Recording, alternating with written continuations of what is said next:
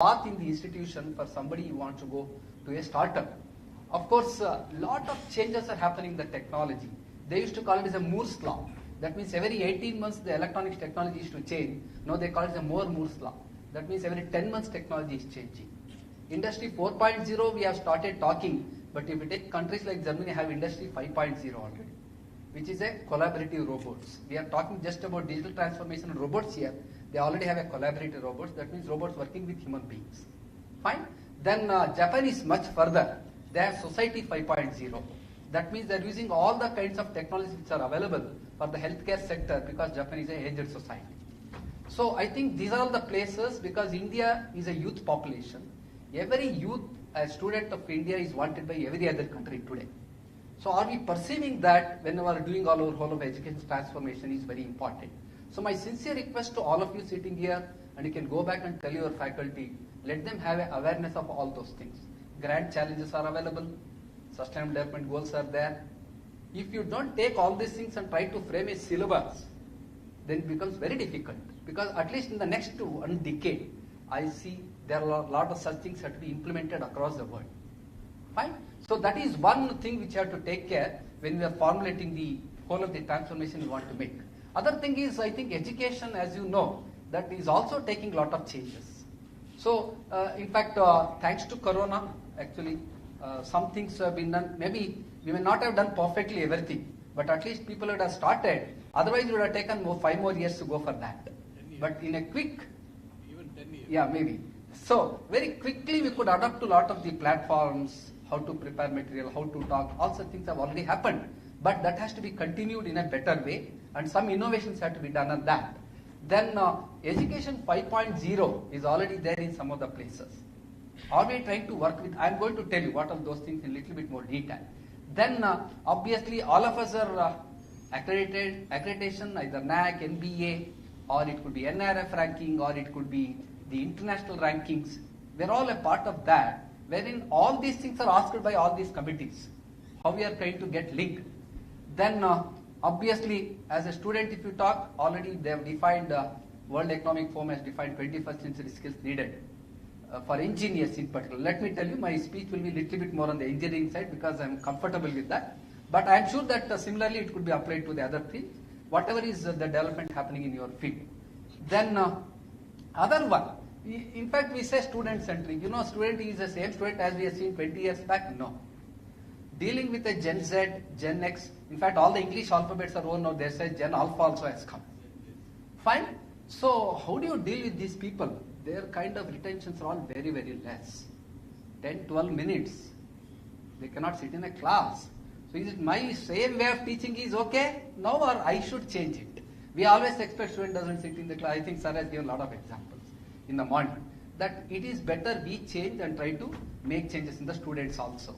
So that is where the pedagogical changes, andragogy, heterogogy, lot of things have already come in the education field. All those changes also have to happen. And obviously, interdisciplinary, multidisciplinary nature is one more thing which is presented in whole of the NEP document. Is it really interdisciplinary and multidisciplinary we are doing? Actually, I am not sure still. We may not have even started. I will give a simple example. In my college, there was one subject on mechatronics. If you say mechatronics, which department comes to your mind? Mechanical. That is predominantly by that department. Then I told, okay, there is a 4 hours course. 2 hours electronics faculty let them teach, 2 hours mechanical faculty let them teach. What they did, electronics portion he taught, mechanical portion he taught. And questions were asked similarly with electronics and mechanical. So I asked these people, I asked the mechanical faculty, have you seen any semiconductor company? He has not seen. You ask any electronics faculty, has he seen Toyota or any such companies? He has not seen. But we teach mechatronics subject. So we don't even understand the realities, what is happening there. See, fundamentals will remain the same, let me tell you. Archimedes principle, Newton's laws and all will not change. But the way it has been applied in various sectors, as an engineer, is a practitioner. So you should remember that as long as I don't try to create a difference in the society, for the industries or for the society, we are not needed. We are not needed. So in that way, a real understanding of interdisciplinary still has to start happening. Okay? If you start today, I think another 5 to 10 years it may take, so that we'll all be very comfortable working with the things. Then learning, this is another thing I don't know. Many places we don't try to highlight on these learning styles of the students. This has been beautifully done in school education actually. But when it comes to college education, we don't look into, because I am teaching now, no, here, for all the people. I think this teaching has been there for a long time with us. But I don't understand the way I am explaining. All the people are understanding the same way or not, I am not sure. So I am going to show those things. There are learning styles. Maybe in every class it may not be possible. But when I am grouping students for an internship, when I am grouping for a project, can I do that? It is still possible. Because some students are very quick in practice. Some students are very good in mathematical and converting into labs or the practice. We should identify such things. Then our job becomes very easier. Otherwise, it will be a blame game. We keep on doing it. Then other one is total pedagogy. I think there is expectation of active learning methodologies. Then experiential learning, I will try to focus a little bit more on that. Obviously, there are two things actually. We have COCs and COEs in our college. COCs specifically focus on the skill development. COE starts from the training of the faculty and goes up to the research. And these COCs can also be converted to COEs after some time. So that's the path we have set, because why I am setting, don't think if I say COE, it is only for research purpose. Actually it is not. Because you have PhD students with you, you have MTech students with you, you have BE students with me, and I can go on integrating the things. Fine? That's how these things would be helpful. Maybe you can look at this chart is very, very important for me if you say I want to implement some new things. As long as the faculty, each of the faculty doesn't try to get through this, then again it will be a old wine in a new bottle. As some syllabus, I'll make some changes, maybe put Bloom's taxonomy levels, and then put it and say, okay, I implemented. It cannot be like that, because as long as we don't come from outside to the inside, NEP looks at that actually, the kind of changes which has to happen in the society. So this is a very important perspective. We have started working since 5 years in the college. I don't say I'm still successful, maybe 20 to 30%, but still it is okay for me, because there's a lot of time for me to make changes. Then obviously, since morning people have talked, so what are the things we are doing as a part of the academics is that choice-based, because we became autonomous in 2007 and we had some flexibility in formulating the syllabus and other things. Choice-based has been done quite some times back, but it was not really choice-based. We had some restrictions in that also, but we have started doing it, and we already offer the interdisciplinary electives for all the students in the campus. For a long time we have been doing that. And ICT and active learning methodology, ICT enablement was there before, but it became a little bit more accurate after the post-pandemic.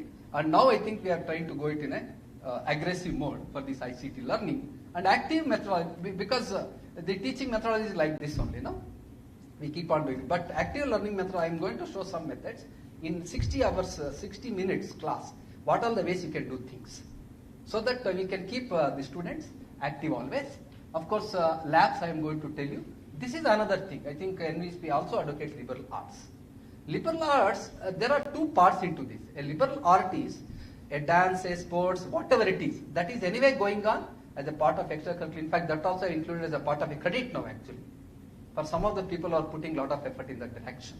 But my interest in liberal arts is how can you integrate liberal arts with the science and technology. If somebody wants, you can read a beautiful article written by Dr. Anand from IIT Chennai. Beautiful article. How we have to integrate. I can give a simple example. We are doing a product design. Okay, if I want to do a product, let us say you take this. If I want to do this design, is it only the technology part here? No, there is an artistic view to this. Shape, forms and the structures what I am going to create for this is an art part. If I want to do this, let us say I am going to hold this, correct? For everybody is not fitting. This has been done by, I don't know where it has been done. But what happens, our anthropology is different, anthropometry in the country is different. So even without knowing the anthropology of my country, I am trying to develop a product. But many of the products are anyway coming from Japan or Germany. If you take Germany, huge machines you are having. It may not even match with my heights. Because in India, height starts from Kashmir and goes up to Kerala like this. I'm not, so can I put a liberal arts part into it, teaching an anthropology to an anthropometry to product design? If we can do it, in fact, the best example would be always the Benz car you can take. The shape, form, the structure, the functions, the aesthetics, whatever is given. I am looking at developing such kind of things in the college. Apart from looking into all the dance, music, students are good in that. Then how can I link, let us say human-machine interface is a huge subject into man-machine system modeling. They may not know. They will be always looking at software development. Even the color putting on the screen. is very important. All the colors, all people may not like. So how do I do that? So in human-machine interface, even the ergonomics parts comes into picture. So I am trying to look at how can I integrate liberal arts with science and technology is the one. Obviously, in fact, very precisely told that the skill development and everything up to 3 years, because you have 1 year drop, 2 year dropout, 3 year dropout, 4th year also you can do it. We want to focus on research-based learning in the final year as far as possible. Because this is one thing we have already decided that, okay, students don't go for MTech, students don't go for PhD. But I think it's our effort to see that at least 5 to 10% have to focus in this area also. So maybe you have to create some interdisciplinary research courses in the final year as good electives. All may not take. Anyway, electives are not taken by all students. There will be a number. If there are 30 students who are very good, no? In fact, this is a feedback given by one of my students in the college. She went to Carnegie Mellon for MS program, and she was telling me, beautifully she gave me a one-page writing, why this would be needed. So, I also request you can go back, and one of the most important stakeholder would be the students. Go back and try to find out what they want. I think we can design the systems in a better way. Okay? So, these all the things in bits and pieces, or let us say, I can say iteration 1. We have started doing it. It can go up to iteration 1 in next 10 years. But we have started last year actually, and Karnataka is a little bit one of the first to implement NEP, the higher education actually. Last 2 years back only we started, and we are doing iteration 2. Obviously, all these are I will not go into some of the slides here, but as the sir was also showing these kinds of areas, if anybody want to look like to this, these are all the areas in the next 10 to 20 years. Lot of products in India itself we need actually. Forget about the other countries. So are we gearing up, is having a robotic subject? Is it, robotics may be there in mechanical, but an electronic student is also needed there. A robot is one device which is totally interdisciplinary in nature. You need ergonomics, you need instrumentation, you need software, you need hardware. All the things are needed. So are we teaching these kinds of a subject as an interdisciplinary? Because if you take any subject here, everything is interdisciplinary in nature. Fine. So this is another focus. We are the lot of changes which are happening, and these technologies are being left and right applied in all the sectors of economy. More so in different cities, it may vary. If you take Bangalore, it is in BT, it is in IT, it is in aerospace hub. Manufacturing is not a total manufacturing hub, Bangalore, but we do some operations. But if you take, let us say, Tamil Nadu, Coimbatore, they try to use all this in the manufacturing technology. So this is where you have to use the flexibility. Robotics importance might not have been found in some city, but in other cities it may be very important. If we can make the things contextual in nature, then the job employment in that area could be very much feasible. So these are there. Anyway, it is all related to that only whatever I had told. I am sure that IIT has done a beautiful course on data science. You know, I think the number is very huge. People have registered. That's the important. I cannot say data science is a computer subject, data science is a mathematics subject. I cannot tell that. It's needed for everybody. Fine. Like that, in spite of what are the branches we have, you can still have a core courses for your branch and try to add all the things so that it will be helpful for the students. This is what is Education 4.0. I think we should thank NPTEL for that. Actually, they have done, many of these things have been taken care through that. Many of these things. This is typically Education 4.0. In fact, more so, I understood this slide more so during COVID period actually. Before that, I understood little bit, but during COVID, I tried to know each and every one, whatever is given there, no, has got lot of meanings in it. So that 40 up to 40%, whatever UGC has told, I think we cannot stop that. Over a period of 10 years, we may have to definitely go to that number. But we can start from 10%, 20% based on the availability, the faculty availability of doing it, how your faculty can do it. Based on that, you can start doing it. This is a wonderful opportunity for all of us. And you can just go back, whether you're an arts college or a science college or a man, it doesn't matter. Everybody is needed here. It's only our perception of what to look into that. Fine. You can look into these things because even today people are looking for, I was asking somebody, I'll give a beautiful example. I had got to a German consulate once. There are civil engineering, as you know, that somehow the drop is there in the country for the students who are opting for civil engineering. So I had gone there, even in Germany they said there is that kind of a slide is there. So then I went to one person, they had prepared a half-an-hour video. Half-an-hour video of why civil engineering is important. It was done by the best civil engineering professor of Germany. And you know who is the other person who was there with him in the team? We cannot even imagine. A film director. Correct. Film director. And I was talking to both of them, the way they explain civil engineering, they take only Burj Khalifa as an example, and they dissected everything in the Burj Khalifa and explained why civil engineering is important. There, you have technology, you name it, everything is there in that. So like that, it is our intelligence to find out what is there in all these things for us. Because if I say these things, that is engineering, this is science, people say like that. Actually, it's not like that. Arts, science, engineering, technology, management, information system, everything will come for everything, but it's only the way we view it. These are the skills, so I think this is again very, very important. This has been already highlighted in many places, even in NEP document it is there. What are the 21st century skills which are needed for? Generally they say engineers, but actually it could be applicable to many fields also. Fine. So you can look into that, the foundational literacies, competencies. I am sure in some colleges for placement activities some things are done in this. But they expect this to be a part of your curriculum, part of their learning, overall learning in the 3 years or 4 years, whatever they do. So this is another thing which you have to keep it in mind. Of course, sir was telling in the morning, at least engineering institutions come under NBA accreditation, program-wise accreditation. I think we started our accreditation in 2000 itself.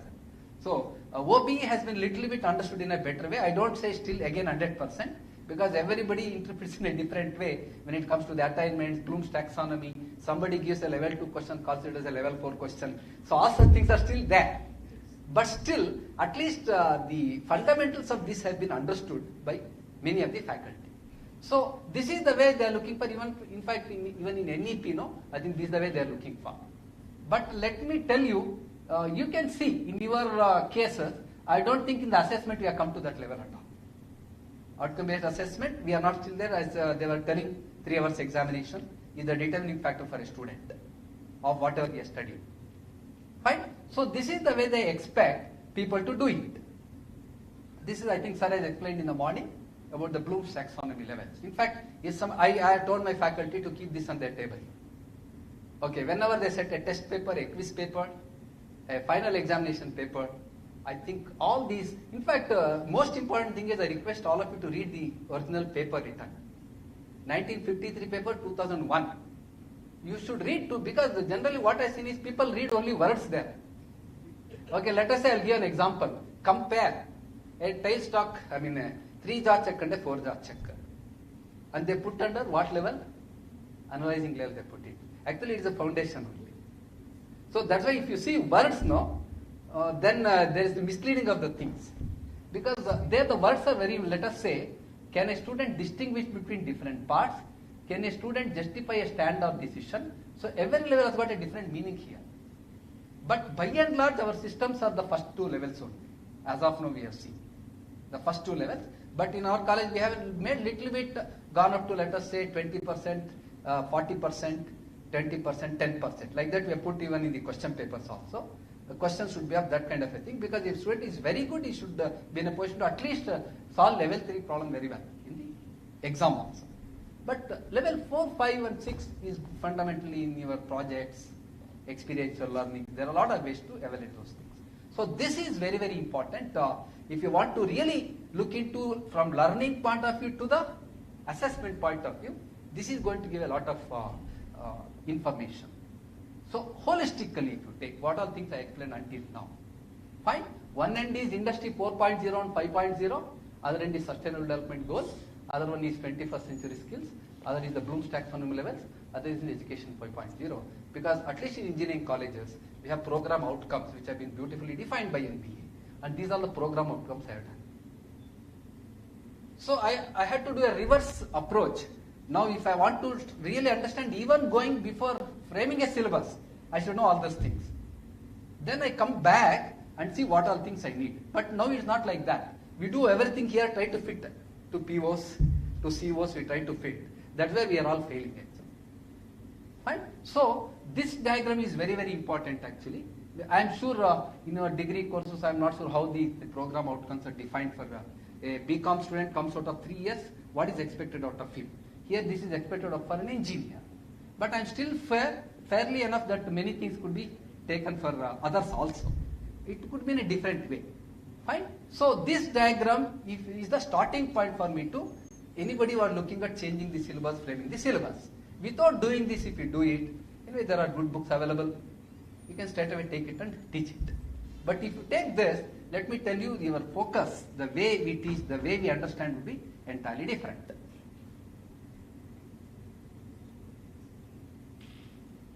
So this is one of the things actually, sir subject only, chemistry. So one of my faculty, I have asked all my faculty to do in the college. Take all these things and put it in the POs and see what are the things you can teach in the class. Then your job becomes very easy. Framing the syllabus based on all those things and putting under a PO. If we can do this, then you have a channelizing of the things. Otherwise, we have to struggle at the end and make a postpartum report. Instead of that, if you come from the other side, this becomes very easy. This was I was telling. At least in projects, at least in experiential learning, try to group the students under this category. Many say that these are all school level things, but I still feel even in the college level, many of these things are applicable. Okay? And I had been to a school in England. They are following in Montessori many of such things.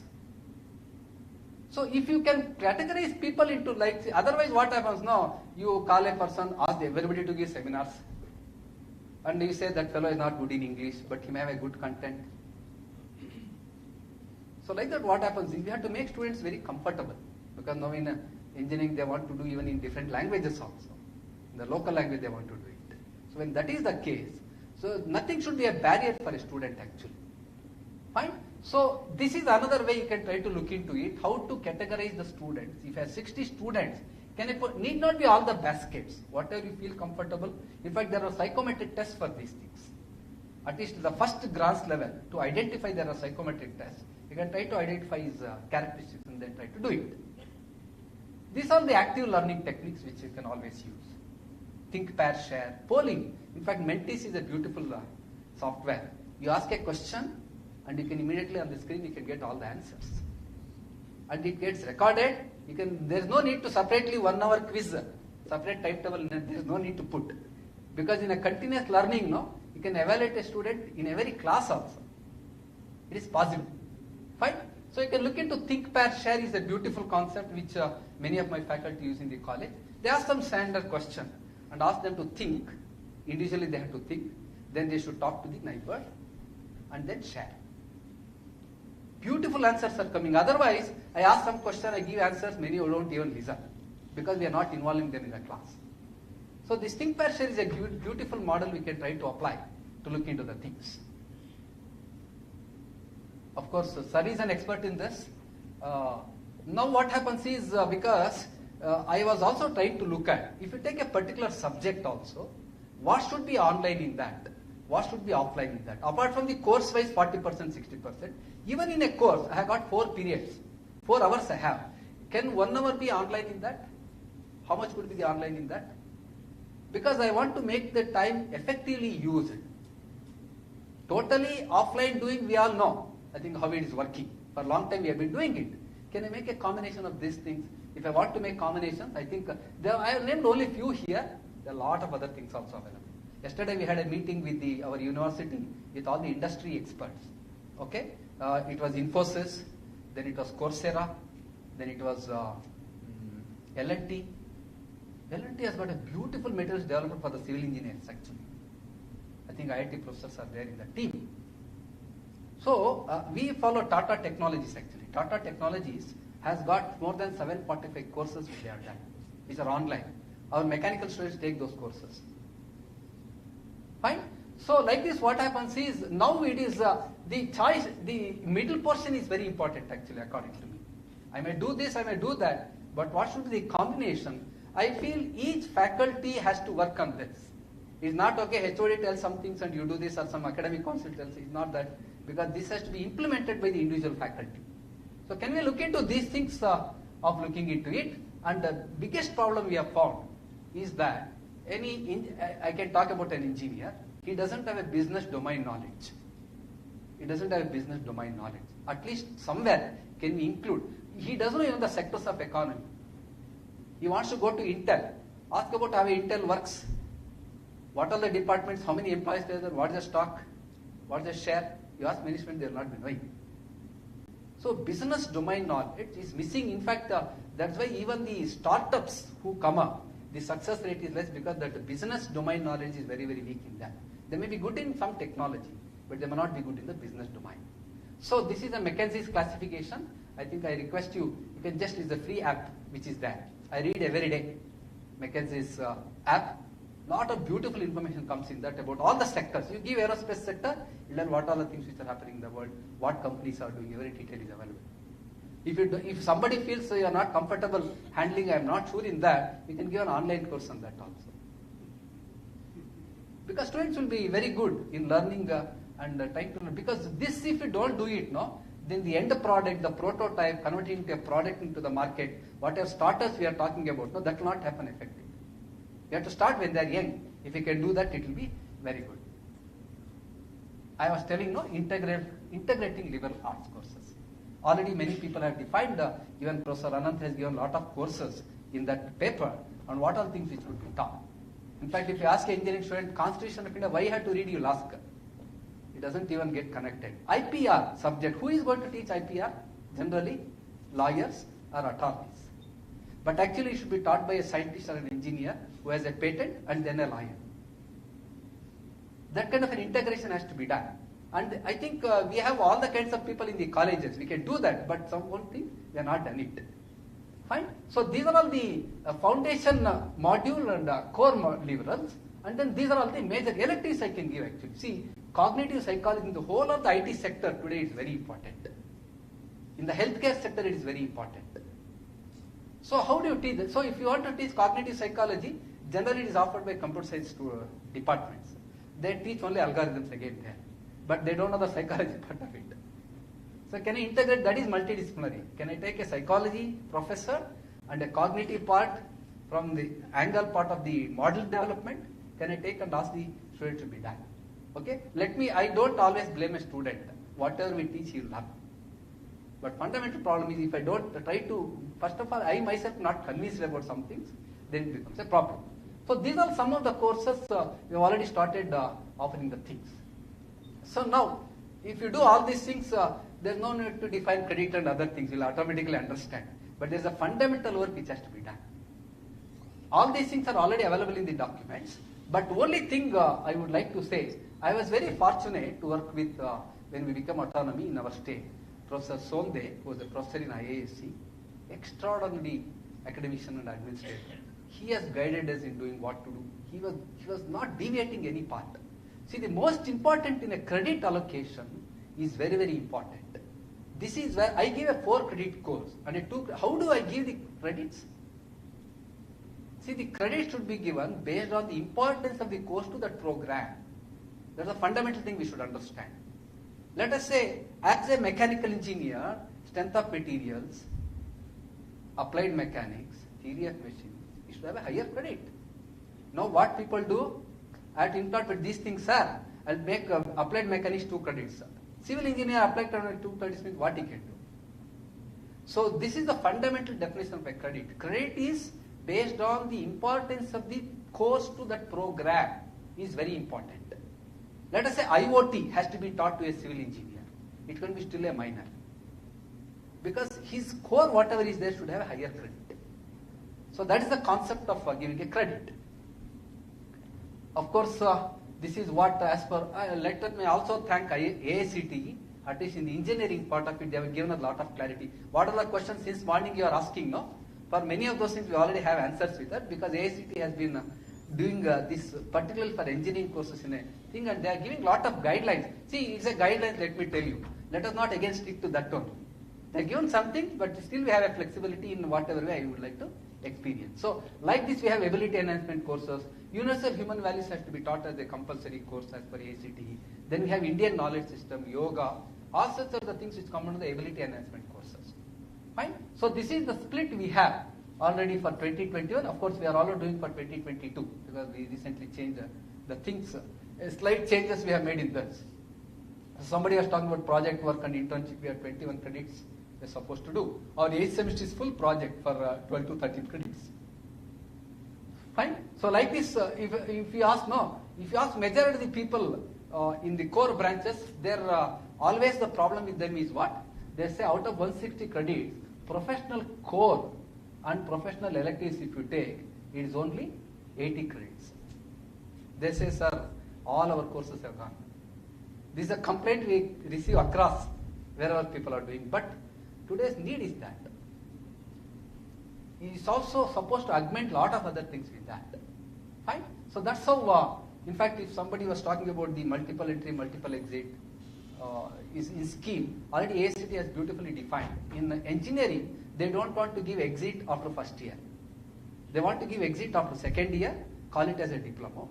And third year, they want to call it as a BSc in a specific program of engineering. And fourth year, honors. That's the way they've already defined. And if he wants to leave, and the second year end, he should have done 80 credits out of 160 credits. And out of that, 50% should be the core courses. They've already beautifully defined all those things. So now we are framing the syllabus as per that in the second iteration. This is some of the credits, the theory, the tutorials and the laboratories are classified. And this is a standard pattern we have been following for quite some time to take care of it. So some of the courses may need tutorials. Basically mathematically related kind of a course may need it. Then you can have a lab, you can have integrated course. We generally have integrated course in Karnataka. It is a physics, no? Physics theory and lab should be studied together, not be studied. I think this is Professor Sonde's thing that he has insisted that it should be studied in an integrated way. Otherwise, what is to happen? Strength of materials they study in third year, material testing lab they study in fourth semester.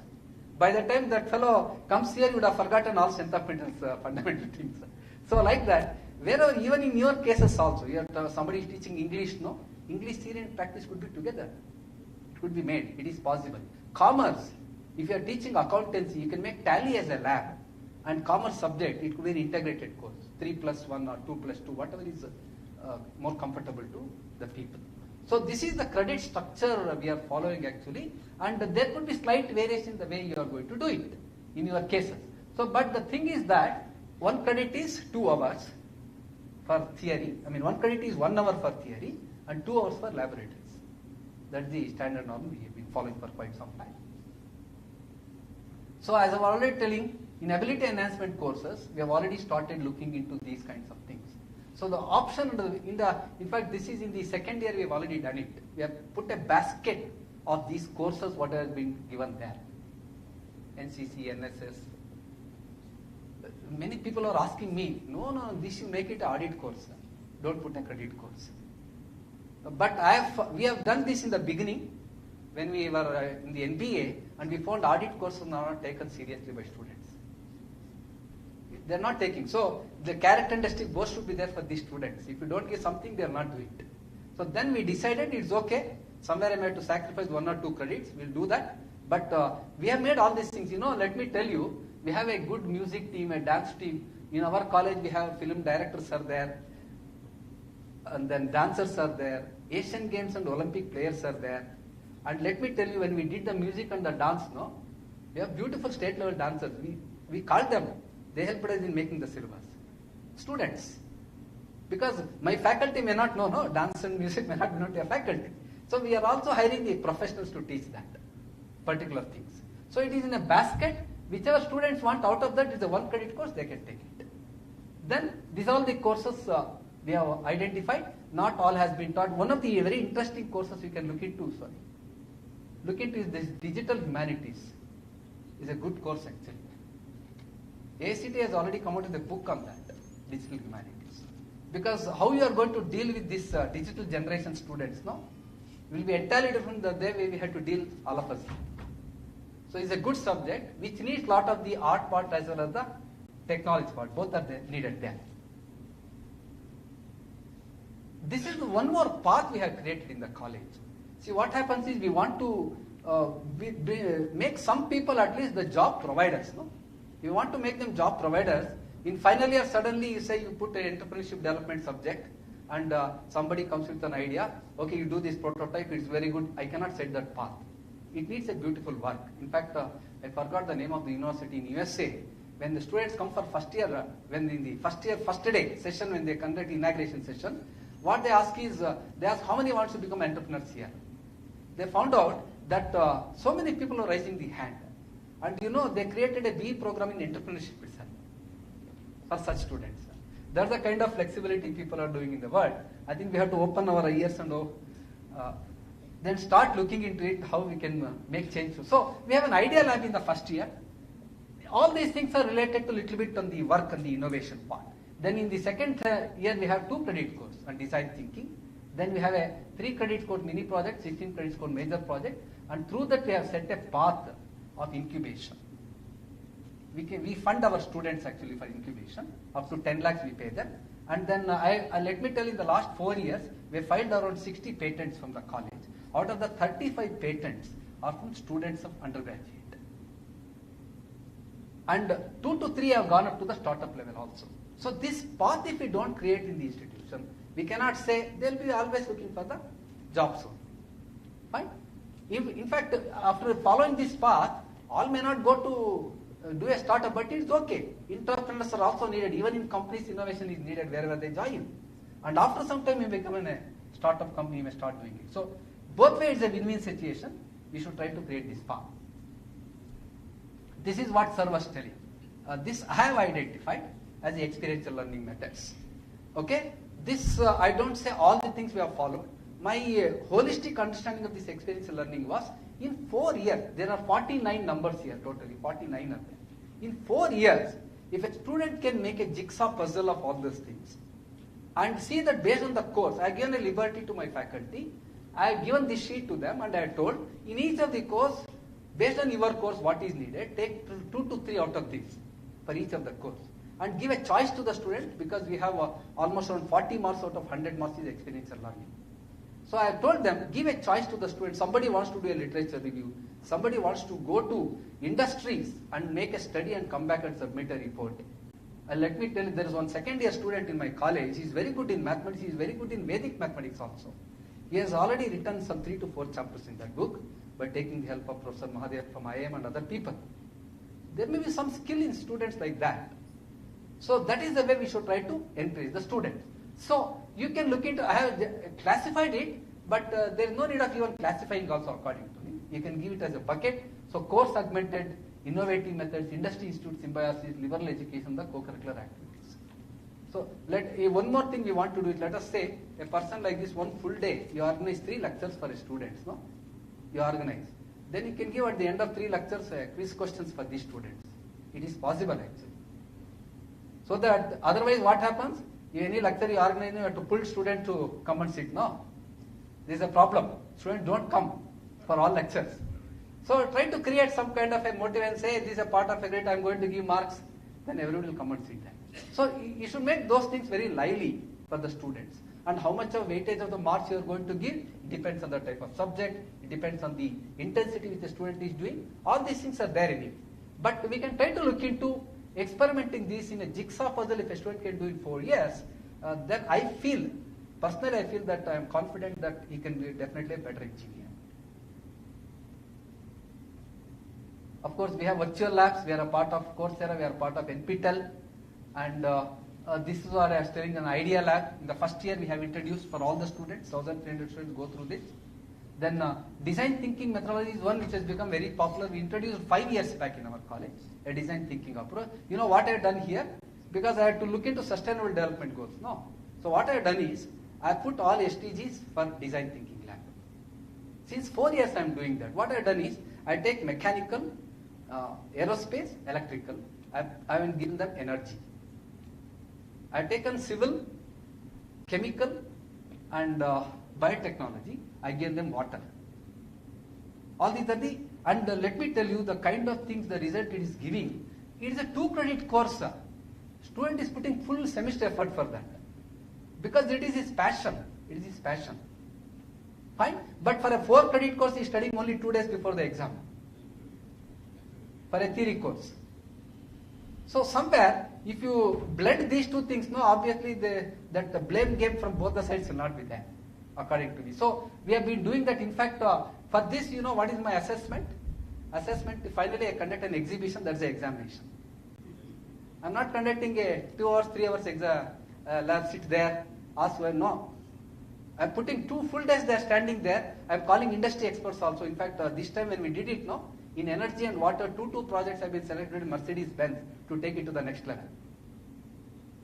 So we have to be innovative, but let me tell you, what happens if I give marks? How to give? The fundamental problem of a teacher is you get stuck to marks and exam. I think that is where we are all facing a lot of problems. Don't worry about examination in the beginning, according to me. Something will happen, some error will also happen, don't worry about it. Start working out on that. Our interest is what? As sir was telling, 90% of the people who fail, they are even up to the Nobel Prize. So then what is so great about the thinking that, okay, this fellow is failing, this fellow is not learning, not have to worry about that. Please start doing it. Individually, if 5-6 faculty in a college start doing it, no, that becomes like contagious and people start doing it. But problem is who should build the cat? That's where we are stuck up. I think being people here who are all leaders in your own things, please take that step and start doing it. That is what I do in my college. I have fear also sometimes, but still I have stopped asking results of the students for my faculty since 3 years. I don't ask the results because there are a lot of experimentations which are happening, no? I know that. Some things may not be there. Otherwise what happens? You should get 90%, your appraisal will get 10 marks, otherwise if I do it, I cannot do these innovations. But that does not mean I will leave them. Okay, but I have other ways of measuring it. Okay? So we follow 5-step methodology of empathize, define, ideate, prototype and test. Is a 5-step methodology. This has been followed by Stanford University for a long time. Maybe in 60s, 70s they have started this methodology. Of course, there are a lot of other methodologies. 3-step is there, 6-step is there, 4 steps are there. But the ultimate meaning is same. So somebody was asking about the skill development. Apart from the regular lab, whatever we have in the college, in the first year and second year, I have done a skill lab separately. This is not a part of a syllabus. We ask the student to select any 1 or 2 here. Each one will be conducted for 10 days. 5 hours, 50 hours. 100 hours I kept in first year, 100 hours I kept in second year. Okay? So, madam has had some doubt, the 40 credits is a part of this, is not a part of this. I am not taking this as a part of the 40 credits. I have taken it as extra. Because there is a learning which happens to the student. Let it happen in a better way. Fine? So then this is first year and this is second year. Second year for all the branches. Specific to the branch is also there. If somebody wants to do interdisciplinary, he can also do. So out of this, you can select any 2 and do it. Any 2 skill labs. And all these labs, whatever I have, is with the industry labs. So we have a lot of more than 100 companies, MOUs are there in the college. And all top companies, they have a very good skill lab developed, and I am going to attach those things to this. This is not a part of a syllabus anyway. Fine? So this I am allowing all the students to do it because I don't know who is going to leave after first year, who is going to leave after second year. I don't have any control over that. So we are making to all the students to learn this skill labs. These are some of the labs I was telling you. We have Mercedes-Benz, Toyota Kirloskar, Tata Technologies, Morris Garage. MNRE has given some of Surya Mitra and Varuna Mitra kinds of projects. We are helping students even to learn that. Of course, skill development through ACT we had some certain things. And we have a Boston Training Center. They have given 60 lakhs worth of a IP intelligent processing unit, wherein it could be used for data science kind of AI and machine learning kinds of things. So these are the labs I use for the development of the skill of a student. Of course, English is there. English is not a traditional English we are not teaching. We are teaching a business English. And this is considered as a lab. I don't have any faculty here. First I have told my faculty to learn this. Okay? All these things, these are all, we were having Pearson, then we had McGraw-Hill, this year we have Hindu group actually. They got a beautiful material actually. It is a 1 credit in the first and the second semester. They go through that online whenever they want, they go through it. There will be tests and the examination. And we have found, my final year students have told me that this has even helped them for IELTS and TOEFL also. It has helpful for them in that way. So that's a path which we are trying to create. I will not go into this. This is another important. I request all of you, please try to encourage students to go for these innovative teams. We have 16 innovative teams on campus. Each of the team has got 200 students. From first year to final year, no, they keep on doing the things. There, for the example, if you take Ashwa Racing Car, that's the oldest, 20 years back it has been started. Their ranking in the SA in the world is 5 now. There are 250 students working there. You know the kind of jobs these people get. Beautifully they are getting. And they know all the things, tricks of the trade, import, export, substitution, because they go to outside, no, for competitions. They know import, export, substitution. Logistic service provider. My student comes and tells, why am I taking from BRL, which is by the side of my college? No, sir, in Pune it is cheaper, he says. National level survey they make on all those things. Fine. I request either it's science, commerce, arts, it doesn't matter. Please make this team. These are the people who will be the brand ambassadors to your institution. At the same time, they will add value, and others will also try to join these things. So these are some of the things. In fact, in Bangalore, if you ask today why you are joining RV College of Engineering, they don't say placement. So they are telling because of the innovative teams. Because there is a lot of beautiful learning which is happening here. And what is one is, this is the parallel thing which was happening. They have to study here, they have to do that. Now I also started looking into integrating these, whatever work they do here, into the credit also. You have a final year project, no? A student group designs a car, they go for competition, they win the first place. What else you want? Can't we give some credit to them? It has everything in it. The business domain is there, the technology domain is there, the artistic features are there, teamwork is there. Whatever 21st century skills you talk about, no? Many of those things are already available in those teams. So I request all of you to please look into these kinds of team developments. Start from 5 to 10, because peer learning is excellent always. They learn very well through peer learning. Of course, we have entrepreneurship development cell, and this is one important thing. I think in your place, wherever it is there, we have a Samsung Prism project. Samsung gives a worklet to the students for a whole semester. There is a mentor from our side, there is a mentor from the company side. Every week they meet, only one slide they should tell what they have done in that week. It's very difficult to write a pre-C writing, essay writing may be easier. So to tell precisely what you have done is very difficult. So they do that, and the kind of, initially they gave only some money in the beginning, and now 22 now, we have already got more than 30 lakhs. It's a prize amount they give to the students. They have a diamond, gold and things of that sort, and it's also shared among the faculty also. And huge learning. Out of these projects, what we have done in 4 years, generally we are working in the area of 5G and advanced technology in 5G. And 2 of the patents have gone for international patent, which are jointly with Samsung company. Students are involved, faculty are involved, and also the company is involved in this. I think this, I'll leave the slide, you can understand what stage we are there, I don't want to explain here. So, yeah. Sorry to disturb you, sir. Could you please back to the previous slides? Sorry. Innovative teams.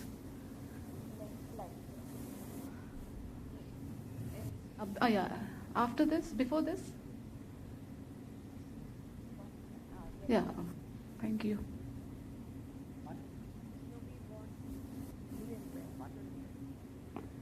It's not innovative teams, not very easy to. I spend 1 crore every year for these teams.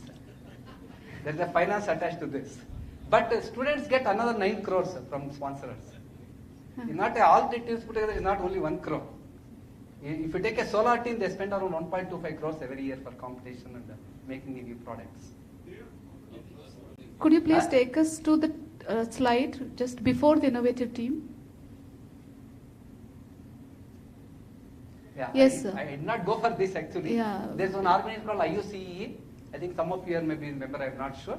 It was started by Krishna Vedula from USA. Yeah, you know him well. So we are a part of this. What we did is, he's also trying to work somewhere in the NEP now. In fact, he's in Hyderabad only. He's in Hyderabad. And in fact, tomorrow we have created a Spark team in the college of 60 students last year to experience, that means do an experiential learning. All these things have been taught to my students. They have conducted training programs for the students. Then we are telling, same physics is taught for this batch, but it's taught in a different way because we are experimenting with it.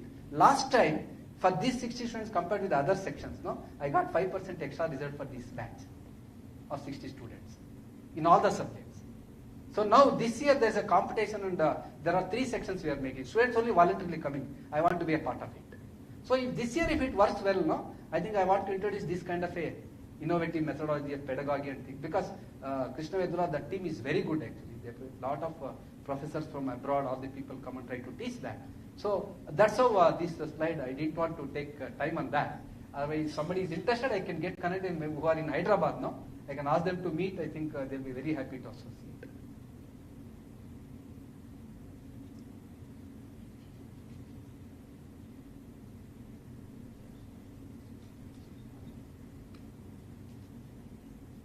So this I was here.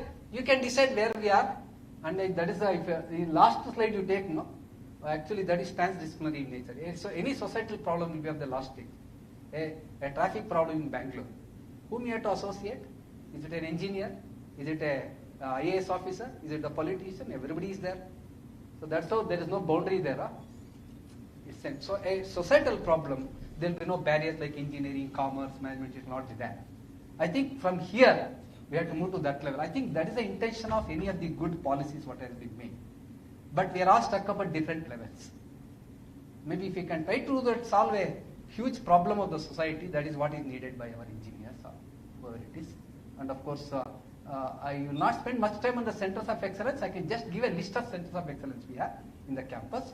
Many of these things are industry sponsored. For example, Cisco has given us 3 crores, and macroelectronics was the World Bank TechCube phase 2 project. We have got 11 crores for that. And then we have a last one wiring project, autonomous vehicles. We are working actually with IASC, Wipro and our college.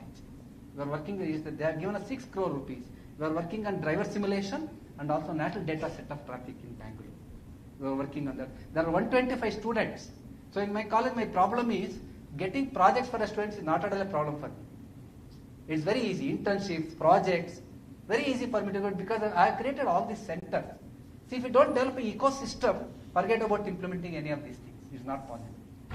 Even though the ecosystem is not there, how can you, a student would have not even seen a LiDAR. How can he see? LiDAR, sensors, cameras, everything has been put and mounted on a thing. You know, kind of innovative work these people are doing is extraordinary. Fine? So if you create the situation, whatever the interdisciplinary nature you talk about now, that will automatically happen. These are the centers I think I've already told you. We are offering electrical vehicle technology also. So I told you this is the patent. This is another thing actually. See, typically what happens is the patenting generally we do certain things, no? We don't know whether it should be patented or not, but people don't do it. They simply go for competitions. When once it goes as an outside thing, no, you can apply for a patent. In fact, they say, no, you just go and explain to your Chinese, this is my idea. Next week they do the product itself. So fast they are. But we talk more, no, if somebody, oh, it's a very good explain means we'll explain everything. Next day that fellow may do that in a different way and get a patent. So this is very important. If you find some idea is there, please from the beginning encourage the students to go for patents. It could be company plus college plus student, or it could be only student. We spend actually 85,000 rupees per patent in the college, and we sponsor that. The patent will be in the name of the college, they will be the inventors. That model we are following in the last 3 years already. Yesterday night one patent was also granted actually. So 17 patent. It is actually, let me tell you, it is less only according to me. It is very less, but somewhere we have to push because any I feel we have almost around MTech and BTech put together. I get 800 projects in 1 year. Final year projects. Out of that, at least if I can take 100, take to the next level, that will be the number I should have. I think we are trying to force that this year to do that. But somewhere what happens, many times the faculty only signs the report. You may not even know what the student is doing. All such things are very common. So because of that, what happens, even though there is a good idea, it is in the library shelf, that's all. It may not be seen by anybody at all. So maybe somebody should take an initiative and try to force this, otherwise we'll be losing on the patent part of it. Of course, connecting the dots is one. So this is, in fact, this is the final thing I would like to say, that the developing critical thinking and incorporating liberal arts. They're all in bits and pieces. Connecting the dots is very, very important. You need, in fact, I was telling in other meeting, when we had a discussion on this ABC and other things, I was a part of a brainstorming session. We have a ABC document, you have a skill document, you have a credit policy document, and you have a NEP document. I was telling, please make a meta committee, and all these things have to be put as under, because if everybody tries to read it in a different way, and the meaning should be different. So there should be a meta committee.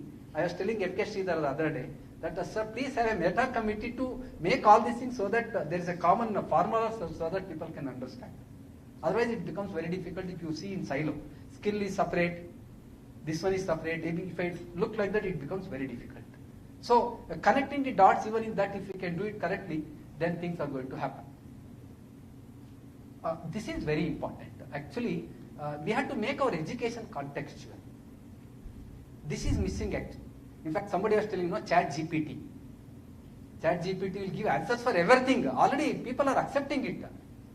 But actually it's not. ChatGPT is a good tool even for learning. 1. Point 2. If I ask a ChatGPT, okay, we have 3 junctions in Bangalore where traffic is always a problem. Okay, Central Silk Board junction, traffic problem, how to solve, give it to ChatGPT whether it will do or not. It cannot do it. I think our questions, the way we have to inquire, spirit of inquiry among the students should be made more contextual. It may still take a New York kind of a traffic problem and then give some solutions, but it may not be actually whatever we need. So we should also make the education contextual, India-centric if we may, because we have so many problems that has to be solved. If we can make like that, then we don't have to worry about any of the ChatGPTs and other things which come. So assessment, I think I have explained. We have formative and summative assessments. We have 2 or 3 hours examination, lab examination. We also do exhibitions as a part of the examinations. Then projects are done in 5 phases.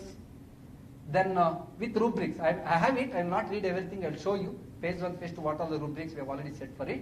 Then offline, online internships in our centers we provide. During COVID, actually 2,000 students did this online internship. Out of the 1,200 from other college, they are registered for these courses. Then English online subjective, and then activity points evaluation. Liberal arts courses, you can have a group work and evaluation. You need not have to do individual examination. These are some of the things we are trying to follow.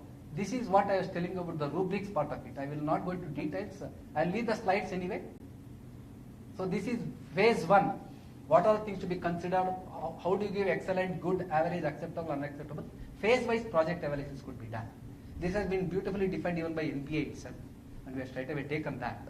And we are following this for quite some time. So I will not go into details of this. Phase 2, phase 3, phase 4, phase 5. So because it is a 16 credit course in our college, full 1 semester, if I don't evaluate it correctly, then it will be difficult for me to give grades for the students. The best student only should get S grade. So that's it. What is this whole exercise we are looking for? Whether you do OBE, you do all these things, what is expected? Final outcomes are employment potential to improve, then better accreditation and ranking at national and international levels. Then we are looking at holistic education rather than education in silos for better living also, not just for getting a job. Even balancing of the life, all such things becomes important through holistic education. Enhancing publications, patents, building incubation centers and startups. Then the deliverables, then contributing to the sustainable growth of the nation, then inculcating nationalist spirit and made in India culture, and finally to make India an international knowledge hub and a superpower. I think that's a long-term objective of maybe 2040, 2045, whatever it is. Okay? So this holistic picture we should have as faculty members. Then forming the syllabus, forming the courses, many things are already available. So you have to pattern, make into your stage contextual, and then it becomes very easy. I think this is just a step 1. Yeah. So the woods are lovely, dark and deep, but I have promises to keep and miles to go before I speak, and miles to. This is from Robert Frost. Okay. And this is what we are in. Everybody is in some level or the other. Doesn't matter. Everybody is learning only, because we have seen during COVID, India did better than America. We thought America is a great developed country, and they are better than us, and we found that we are better than them. So in that way, we not have to worry wherever we are there, but start from there. We have to start first. Because I see many people simply going on asking 100 questions, is sitting in 0th position only. Even before starting, we have 100 questions. Whatever you understood, start implementing it, and slowly you will get answers for all the things. If you can do that, then it will be very good. So my final slide is thank you very much. and the sky is not the limit and it's in the mind. Actually, if we can do that, I feel we can do a good job. I thank Narasimhulu for giving me this opportunity to share some of my little experience, whatever in this field, and hope if anybody would like to collaborate on doing such things, we'll be very, very happy to do it. Thank you very much. Thank you, sir. You made all the people to be alert. I did not see anybody sleeping. The talk was nice and no, see, we are going to put all the PPTs and recordings on a link by tomorrow or at the max by Monday. And the live recording is going on. I did not disclose, it is live streaming. Some people are watching outside also. It will be on YouTube in another 3-4 days, right? Please, don't worry, you need not take pictures of all the slides. We will share all these things as a matter of pride and the practice. In fact, it's a practice of our HRDC. Any questions or any comment from the participants?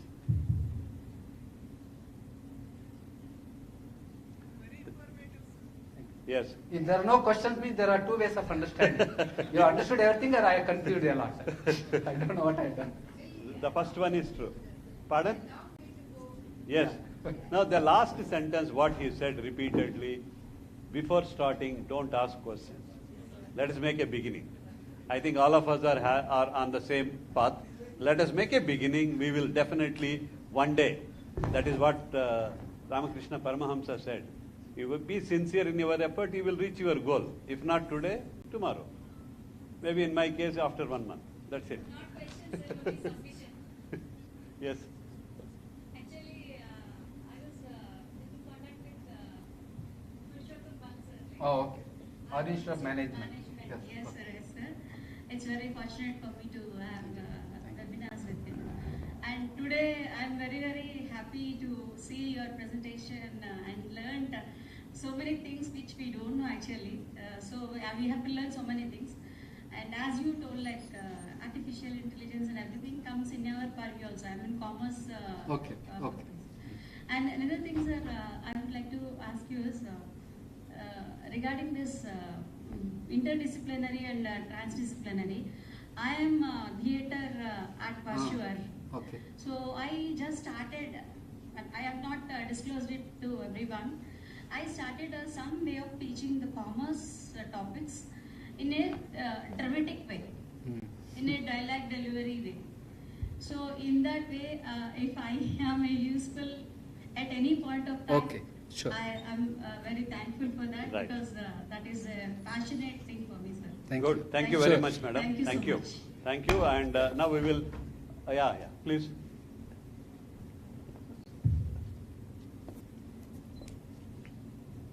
After this, we will have a tea break, right? We will have tea and quickly come back after 10 minutes. And the final session will be technology-enabled learning by Professor Srinivas. With that, we will conclude the seminar. Yeah, please, madam, go ahead. Sir, this is just a remark, sir. During your talk, so interesting, I just felt like that, we are at some other planet and you are talking about something else. Yes. No, You know, nothing. literally, I Yes. felt like that. Yes. And especially because probably our college is, not an engineering technology college. But I just want to ask that, sir, like the kind of funding you're saying, this is 1 crore, you are not talking in lakhs only. This team is like this. So I just want to know, sir, how many years of hard work, you just stay. See, let me tell you, my benchmark is IIT Chennai. You ask them what is the funding. Last year, as per NIRF ranking, they got 560 crores of projects and 229 crores of consultancy.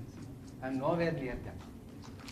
Okay, so I was also thinking, even to write a 1 crore project, we were not knowing, let me tell you.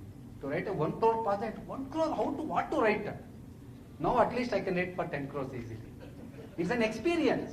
You should dive into the sea. The many problem thing is what we'll be here only and not doing it. You start doing it, madam. We have taken a long, ours is a 60 years old institution. We are 89th in the NIRF ranking, and a lot of people have worked in the college. Not, I'm just representing, that's all here. Okay, lot of good teamwork is there. You start doing it. Let us not worry about the results. It will come. If it is the right path is there, it will come. Thank you, sir. Thank you. very inspiring. Thank you Thank you, very sir. much, Thank sir. you all. Thanks for wonderful presentation, and I thank you sincerely. Friends, let us have break for 10 minutes, and please be back by 3:30 sharp. Thank you very much.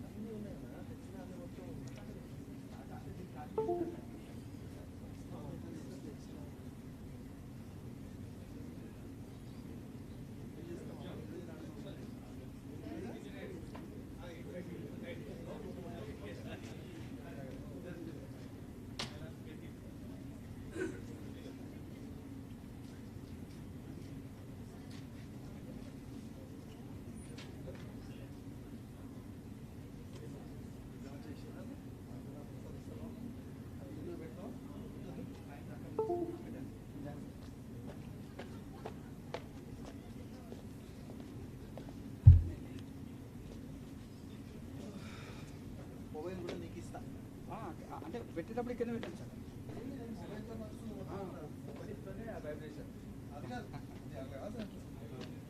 Mobile ద్వారా నడుస్తుంది నా ఇది internet. ఇట్లా చూపించాలా ఇట్లా చూపించాలా? లేదు మీరు ఇట్లా ఎక్కడన్నా ఆకాశం చూపించితే రావాలి.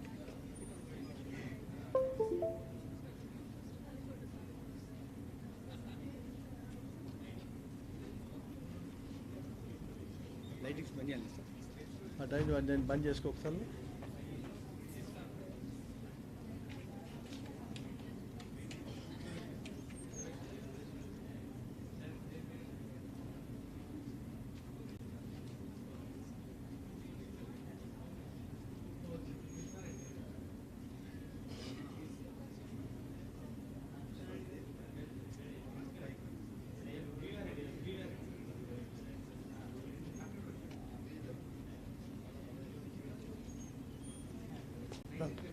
ఇక్కడ పెడతాం అది.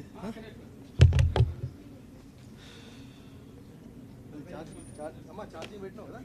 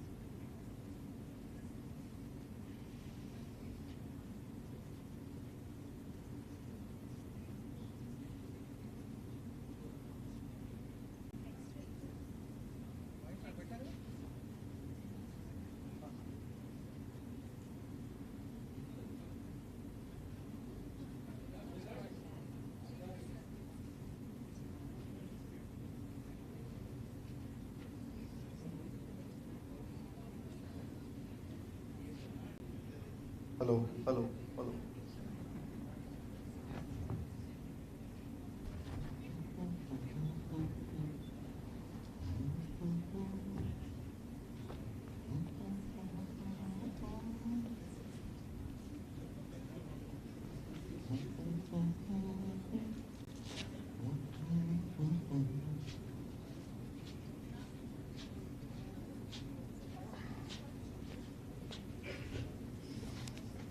देखो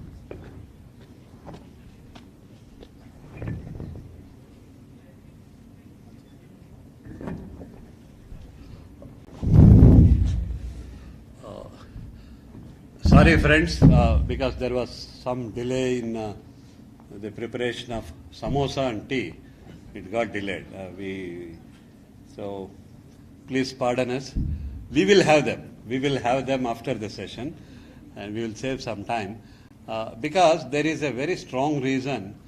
The topic which we are going to discuss now, the technology-enabled learning, how you integrate the credits, including online evaluation, and in the process, the speaker will also talk something about blended learning. This we were talking for almost 1.5 decades in our HRDC, without or when we were not even talking about NEP or credit transfer policies.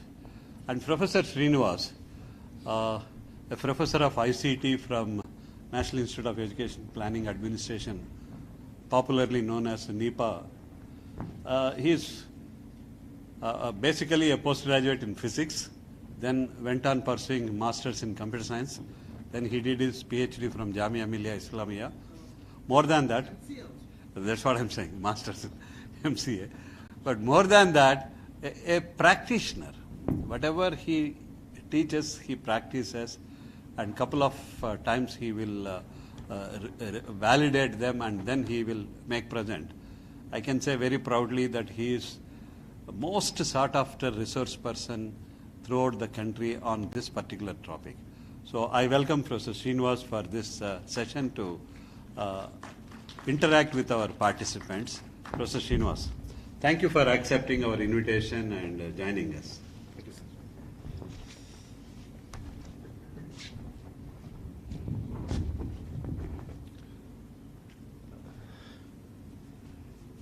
Good evening, friends. The Honorable Vice Chancellor and Honorable Director HRDC, Professor Narasimhulu Garu, and the respected faculty members attending this seminar. Andarki namaskaram. One of the difficult session, people often used to say the difficult session is the after lunch session.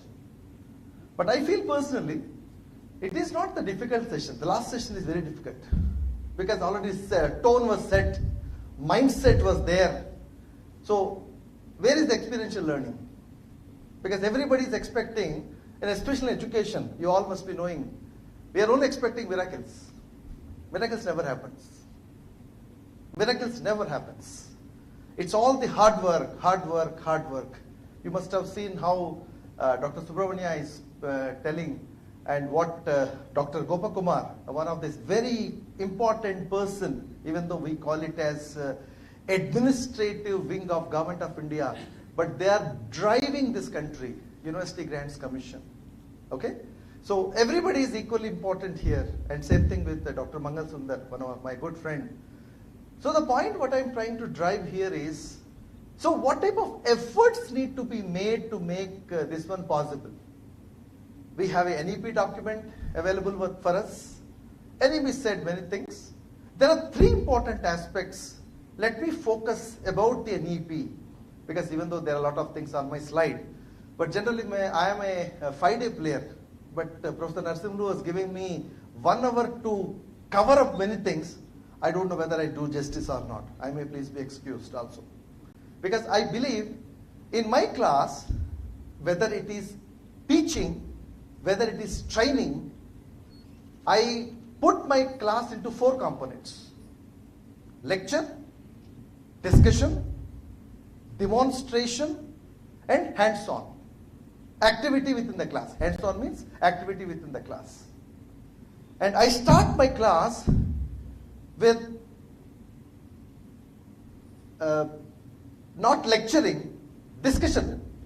So you may be thinking that how it was happened. This is not happening because of NEP, because of we the people. There are 5 people.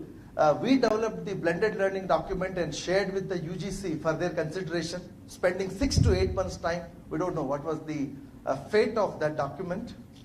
But what I'm trying to say that we started implementing, again I must say very proudly, all these experimentations were done at UGC HRDC, University of Hyderabad. Then subsequently, these experiments were taken across India. Now people started realizing, earlier it was a training means training. 1 month certificate, 1 month certificate. What used to happen? So what I'm trying to say that when you start the class with a different tone, so it's not the hardware, it's not the software, it's primarily humanware. First of all, we need to talk about the teacher. We talk about so many things. And other than the teaching, we do too many things. I'm a member of third fort committee. I'm a member of purchase committee. I'm a member of this committee, that committee, all the committees wherever people are not interested, they put me a member of the committee. They're assuming that a professor of computer science will do miracles. Friends, it never happens. Please try to understand that. Even though we talk a lot about technology in this country, I don't know how many of you traveled. I traveled length and breadth of this country, starting from the Kashmir Ghati to the down south, Tuticorin, Paramagudi, Ramanathapuram, Mandapam, and this side, the Jabalpur to Barak Valley. So the situations are different, mindsets are different, difficult to convince the principals, difficult to convince the vice chancellors, and difficult the people ask them to sit in a room to discuss. But everybody is saying that system is bad, this is bad. Why only RV college is progressing? Everyone is progressing correctly. Can I tell you something? It's not my words. The great saint of this great nation, Adi Shankara, said long back, he said, let me say in Hindi, then I'll come back to Hindi. सृष्टि में कोई दोष नहीं है, सृष्टि में कोई दोष नहीं है, अपने दृष्टि में दोष है. पहले दृष्टि को बदलो, सृष्टि अच्छाई दिखाई देगी. There is no difference in the mother nature. Every college is different, every school is different, every teacher is a diamond, every student is a diamond. We only segregated. And because we only taking up the policies, somebody is saying something, and many times we follow saying that, shayad hum bhi kar sake aisa. And second point, being a professor of computer science, working in a social science humanities university, I deal with 7 disciplines. Engineering, sciences, social sciences, humanities, law, medical. My learners are from these disciplines. So everybody is performing well. But only problem is the situations. Because many things we were controlled. Even though we are autonomous in nature, we never experience our autonomy kind of a thing. So this is with this background. Let me talk about, thanks to the technology, it is not moving. Hopefully it will move. Yeah.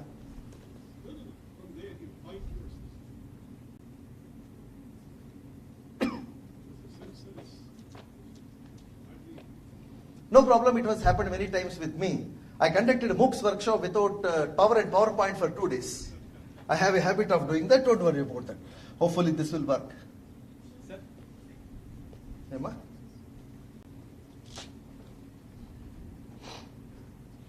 Full screen on only. It was in a full screen. It was in a full screen, Amma. It was in a full screen only.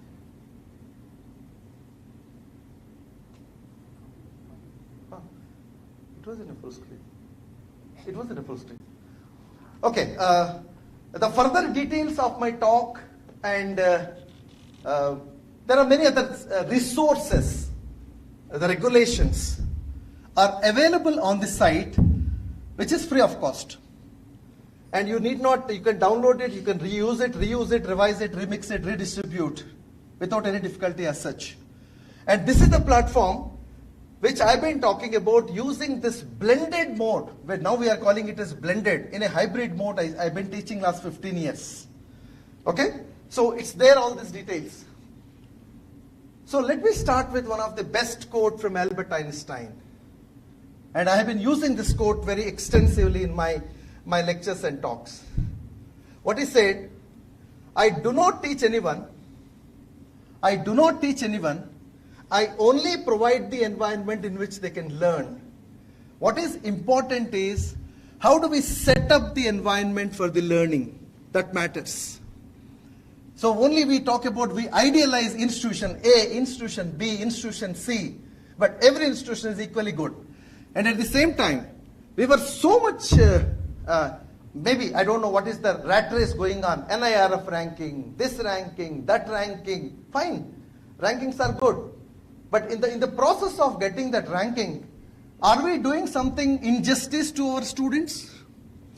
Because our students are not, everyone's learning style is different.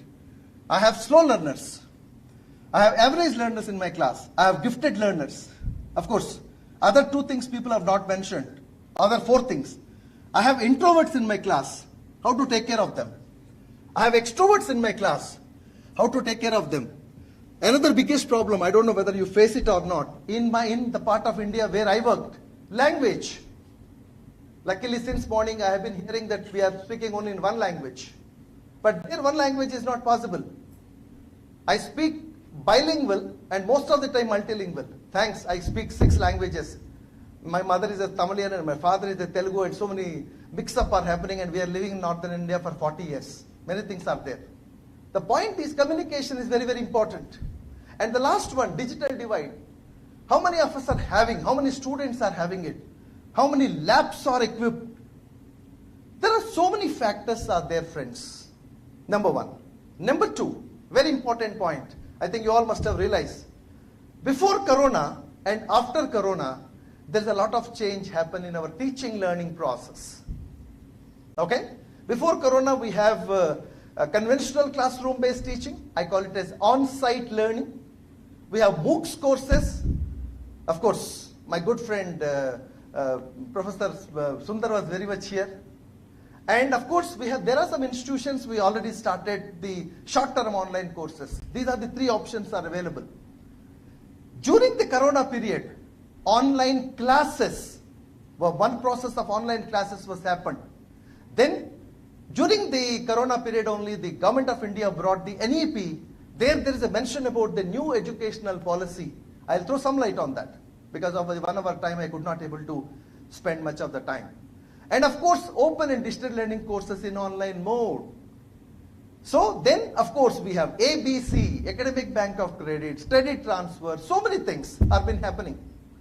But all these things driven by the teacher. The teaching learning process, confined to the 4 walls of the classroom, now shifted to the living rooms of the students. So not only your students, their parents, everybody is watching.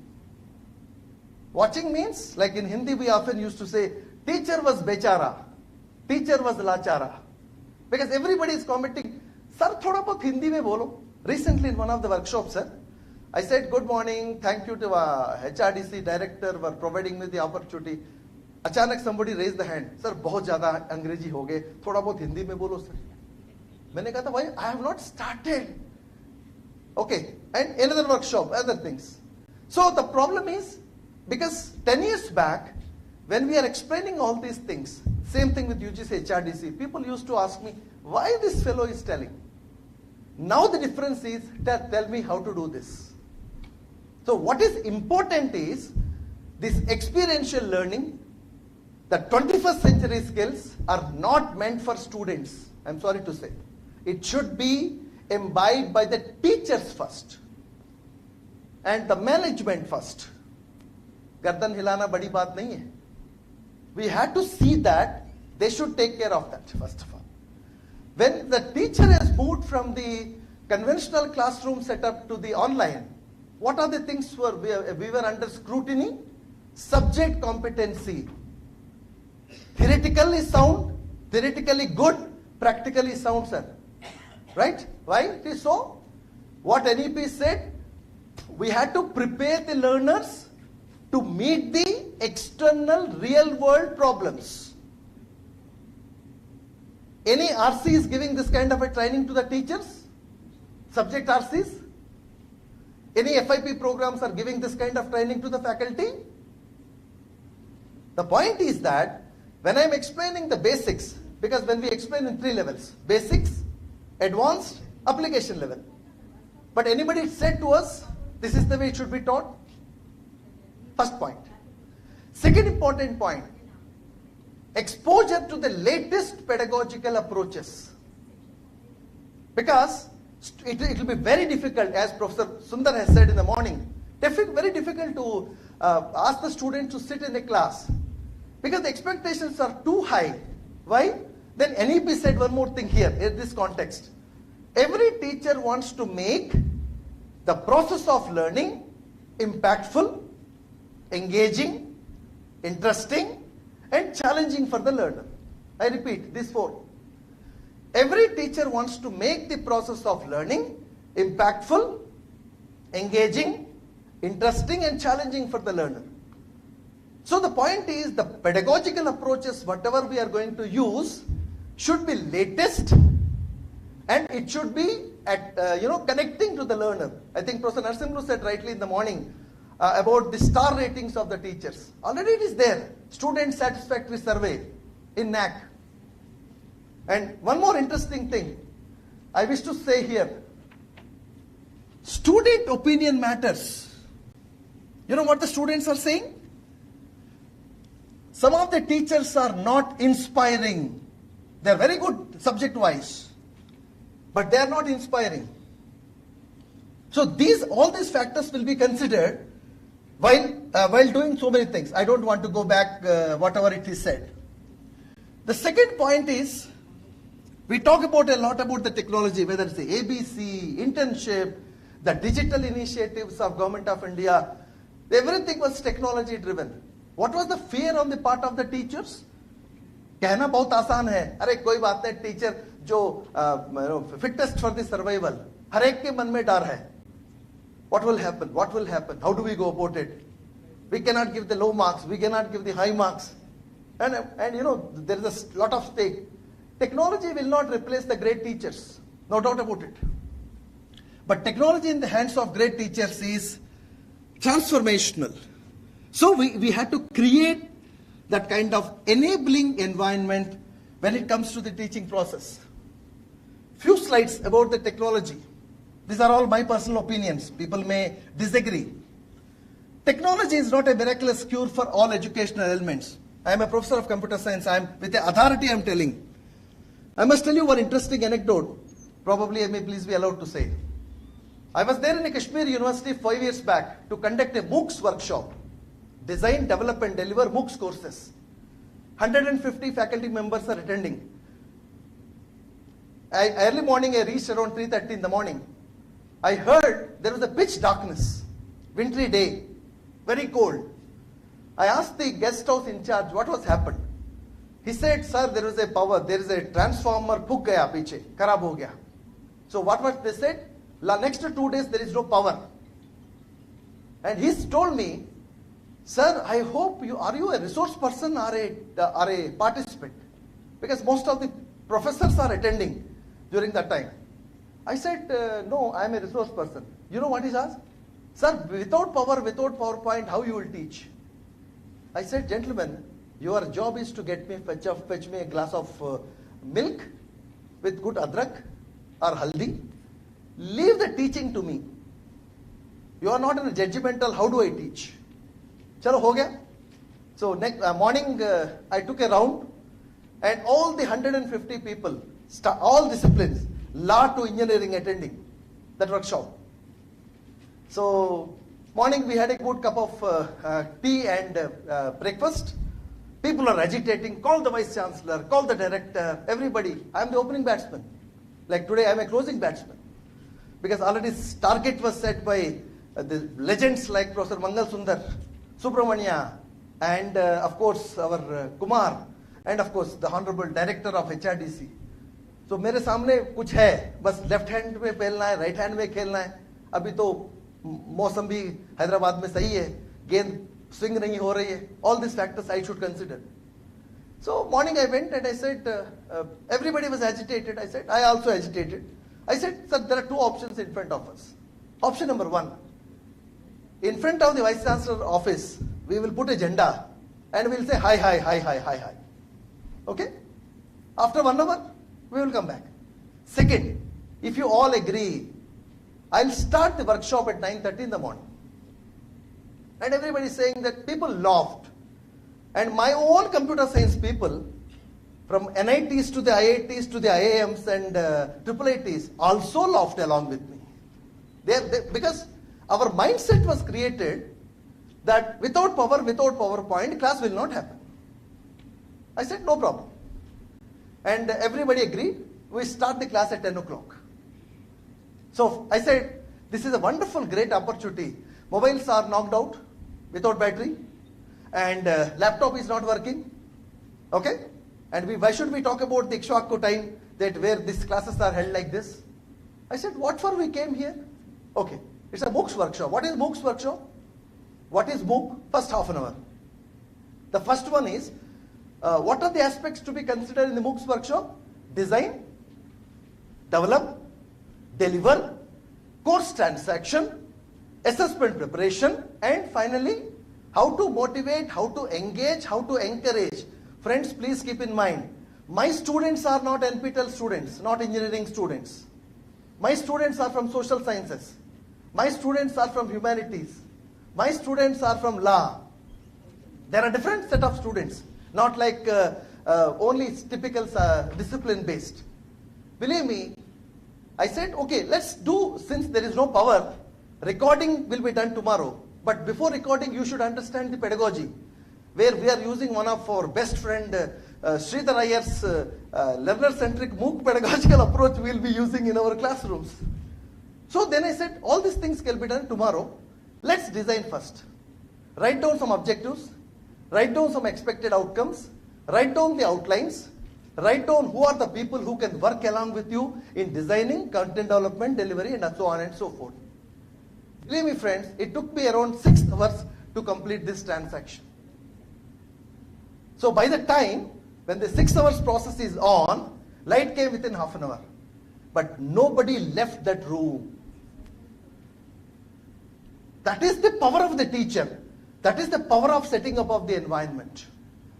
My point is that whether this technology will work or no technology, and now we talk about the blended, blending, breading, so many things, 40% itna hi padhao, 60% utna hi padhao. But these things cannot practically happening because we have to take all of them into confidence to do the needful. This is again one old saying, and of course this is applies for all disciplines, engineering to the all. Fine. So NEP talks about, NEP talks 3 important things which I have already said to you. Quality education and teach innovatively. First point. Second point is this. Make the process of learning impactful, engaging, interesting, and challenging for the learner. The third important thing is, while preparing the students, keep in mind this knowledge they should use in the external real world while facing the external real world problems. And this applies not only for engineering, this applies not only for the medicine, every discipline it will work. So, if you keep this one in mind, so when, of course, internships are happening, many other things are happening. Companies are also, because I am there, part of many BOS of 5-6 private universities within Delhi and central universities also. My point is that whatever Cisco is teaching, whatever others are teaching, fine. But we want to see our faculty who are there in the campus should be doing this. Of course, this is what NEP said, and of course we know very well. I don't want to move all these things into this. So what is to be done at 21st century classroom? If you translate what is there in the textbook into a nice, good-looking PowerPoint presentation, we don't require any teacher. We don't require any teacher. What is important is simply transforming is not enough for me. What is important to me, it's necessary for a teacher to ensure that students are able to assimilate the information through appropriate and timely practices. The question is how. This is where the orientation is required to the teachers. This is where the orientation is required to the deans. This is where the orientation is required for the vice chancellors. We conduct regularly vice chancellors workshop. And recently, you all must have heard about the G20. NIPA was given a very important role in the G20 initiatives. On 13th of this month, 13th and 14th of this month, we are conducting G20. There are 4 topics will be given to us. One of the topic is on technology-enabled teaching learning. And what are the best we did and what we are showcasing to the G20 world. So these are things. And when looking at the teacher, look at this. Since the process has been changed, as mentioned by Subramania, because we have a different set of learners are learning to us, whether it is a face-to-face class, whether it is an online class, whether it is a MOOCs class, whether it is an open and digital learning program, or a blended mode of teaching, or even the online lecturing. We are looking for a good subject expertise. Second important thing, the exposure to the latest pedagogical approaches. Number 3, digital skills of the teacher. And what are the digital skills of the teacher we are talking about? Because we used to promote all these things during our workshops. That we only talk about the video mode of teaching. Okay, pre-recorded videos are fine. We made the videos interactive, fine. Audio lectures, fine. Text material, fine. Simulations, fine. But what else? There are nice concepts maps are available. So you can explain the concept very easily and effectively through concept map. In my university, we have given certain credits to those students who have successfully completed and presenting these things, because I could not find out those slides over here, so I'm not going to show them. So first of all, the teacher must be knowing. And second point is, you must be a practitioner first, friends. Once you are a practitioner, your flow will be different.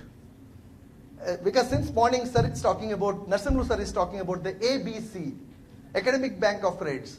Right, currently we are holding a 6 days workshop for the Andhra Pradesh degree college lecturers. Some of our honored or respected principals are also attending this workshop over here. And really I must tell you, it's not only we are facilitating them, wonderful experiences we are learning from them. What was simple thing? When you look at a college in Andhra Pradesh, it was connected with the CCE, Commissionerate of College Education. And of course, the syllabus and curriculum will be coming from the university. And there is a higher education council, which is again guiding the universities and all. We are getting people from the government degree colleges, the private colleges, and autonomous colleges. The private and autonomous colleges, the issue is not a big deal at all.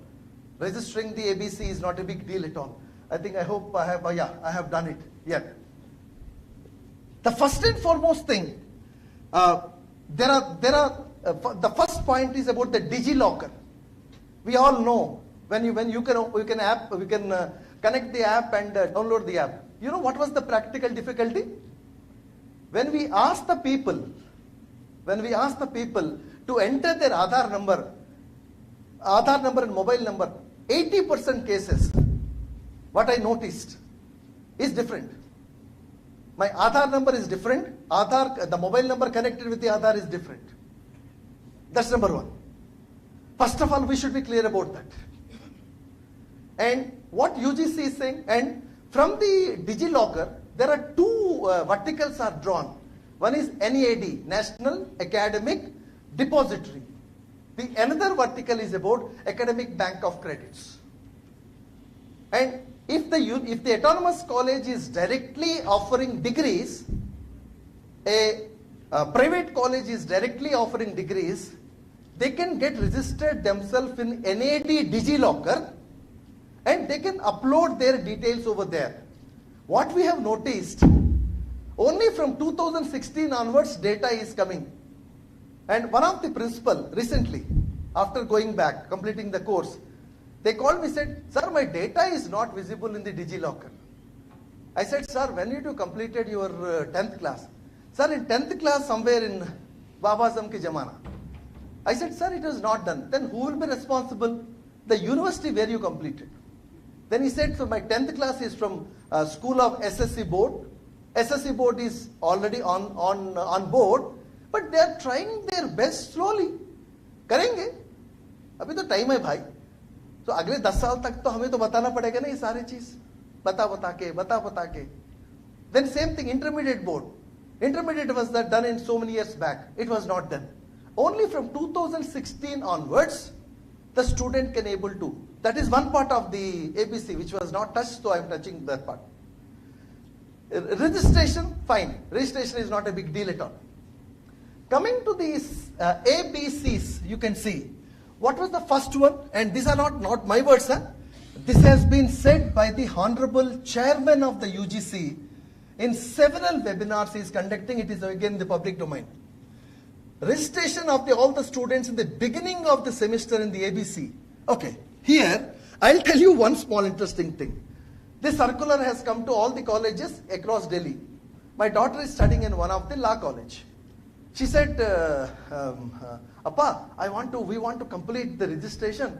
I said, what is registration? No. I said, she is already having a DigiLocker where her Aadhaar number, PAN number, COVID certificate, what else? The few things are there which was already there. So she said, okay, Appa, what has been done? It was done. Then her college said, you complete 2 courses which is being offered by NLU Delhi. Then I said, why should the college will tell you which courses you should do in this Swayam? Because today, sir is also mentioning that open and distant learning Swayam NPTEL courses. But I have not seen, I think I am stand corrected by Dr. Gopakumar. I have not seen any circular from end by the Honorable Secretary of, okay. She completed 2 credits. She completed 2 courses of 4 credit each. And these credits were there. So she is asking me, Appa, I have completed these 4 credit 2 courses. Then what is my advantage? I said, you ask your college. She went to because like father, my daughter is also a little fast. She went and asked the Dean Academic Services. Dean asked her to meet the registrar. Registrar asked her to meet the controller of examination. Controller of examination asked her to meet the Pro Vice Chancellor. Pro Vice Chancellor asked her to meet the Proctor. Proctor asked me to meet the Rector. Rector finally said, you meet and go to Vice Chancellor, the Vice Chancellor will speak. She went to the Vice Chancellor. And see the ordeal of the student. Okay? I'm saying that even after so many 2 years and so many documents from the ABC about the implementation, the innocence and ignorance is prevailed in this country. So finally she went to the Vice Chancellor. Vice Chancellor said, he knows me, he identifies my daughter. He said, how come you came here? Uncle, there is a ABC, uncle, I have registered for ABC as per the notification issued by the college. I cleared 2 courses and nobody is telling me what will be happening that. You know what is the answer that Vice Chancellor gave? On the lighter side, don't take it seriously. I am requesting your father to come and conduct the ABC training for the faculty. What is ABC training I need to conduct? I need to tell, holding the mouse, what is step 1, what is step 2, enter the Aadhaar number, enter the mobile number. Then, what is the second thing? Taking approval from statutory authorities like BOS, Academic Council and Board of Management. The Vice Chancellor said, no, I am convincing my members. It will take some more time. How much more time? Because there are already 2 amendments we got it under ABC. Point number 3, student cell. Every college or university must be having. Student cell should upload the credits gained by the students in the ABC portal. 4th one, using the social media platforms to create the awareness among the faculty, staff, dealing with the students and the faculty, students and of course, students and the faculty. Informing the students about the ABC benefits and provide them the necessary hand-holding. Don't do much things. Whatever the UGC chairman is saying, the videos are available. Why don't we share the videos with the faculty members? What is wrong in sharing with the students? What is the great thing to share? Next, creating a hyperlink in the about the ABC in your university website, and it should be prominently visible to all the visitors. Designate ABC nodal officers and display their details in the website. And the officers must be senior level associated with the admissions and registration process, and they must have aware of what was expected to be done. If a student secured some grades, so at least then when to redeem, what was the process, and how it is being connected with the 50 up to 50% they can earn the grades. One more thing. This is not my words. Conducting capacity building program for faculty and staff. And what was the last one? Institutions should insist that students must fill up the ABC ID in all examination forms. This was said by the Honorable Chairperson. And if you register for any NPTEL courses or SWAYAM courses, they are asking for the ABC ID. But my point is that how many students have that awareness? I think from this meeting onwards, what is important for us that this should be made mandatory. At least we need to tell 10 people why it is important, what was the advantage of that. You see what Professor Narasimlu is telling. And my daughter is told to the teacher saying that no, I think I'm going to earn so many credits from these institutions. And what was told? No, it was not put into the BOS and academic councils. Till the time it was not put place in the BOS and academic council, we cannot accept that. Finally, it was resolved amicably. My point is that I think these aspects has to be taken into consideration very seriously. Now coming to the next one of the important point which I just want to bring to your kind attention. As I already mentioned to you, before the corona, we have three teaching learning processes and environments. After the corona, till now, we have three. One of the point which was highlighted in the new educational policy is the blended mode of teaching. It was there in page number 62 of the subject 24.4. What it says, while promoting the digital learning in education, the importance of face-to-face, in-person learning is fully recognized. Accordingly, different effective models of blended learning will be identified for appropriate replication for different subjects. UGC constituted a 6-member committee, and people from the different practitioners, and a few of them from engineering background, and one professor from IIIT, and one of the commission member was the chairman of this. I was one of the member, and from educational technology, one senior professor, and of course many of them, one from the school education, was called, and we brainstormed for 8 months. A rigorous brainstorm was done, and we said one thing very clearly. Probably you may be interpreting 60%, 40%, up to 60% and up to 40% here. But we said very clearly that blended learning is blending of the teaching learning experiences in on-site and online environments. One of the environment which I just showed to you in the second slide, my own portal, it was done with a zero costing, with a Moodle learning environment. When I am teaching faculty like this, I have a certain information was simply available on the site. But for my students, because I need to know what was the progression they made after first week, after second week, after third week, since I had to evaluate them, every student was given a username and password. For the general public, I have not done anything.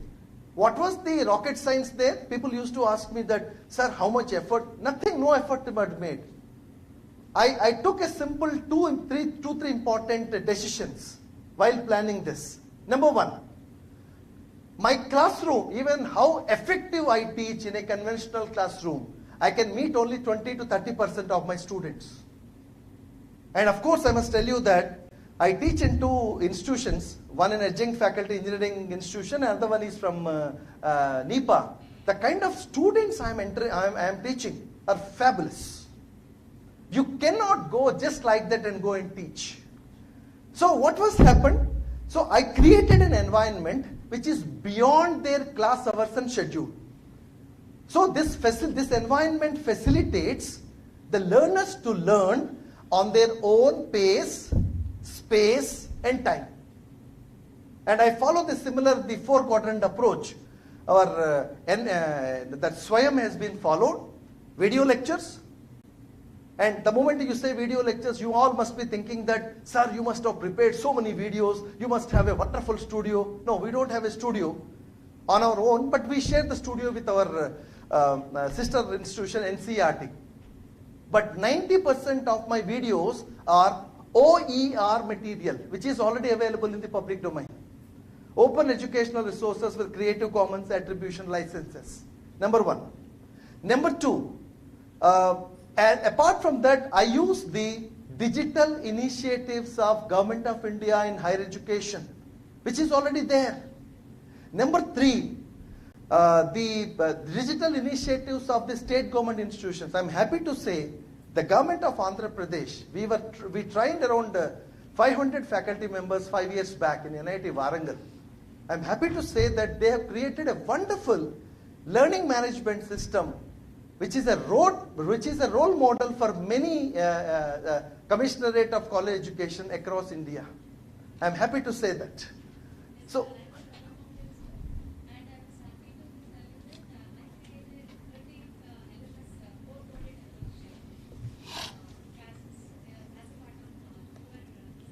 very good, ma'am. Very good.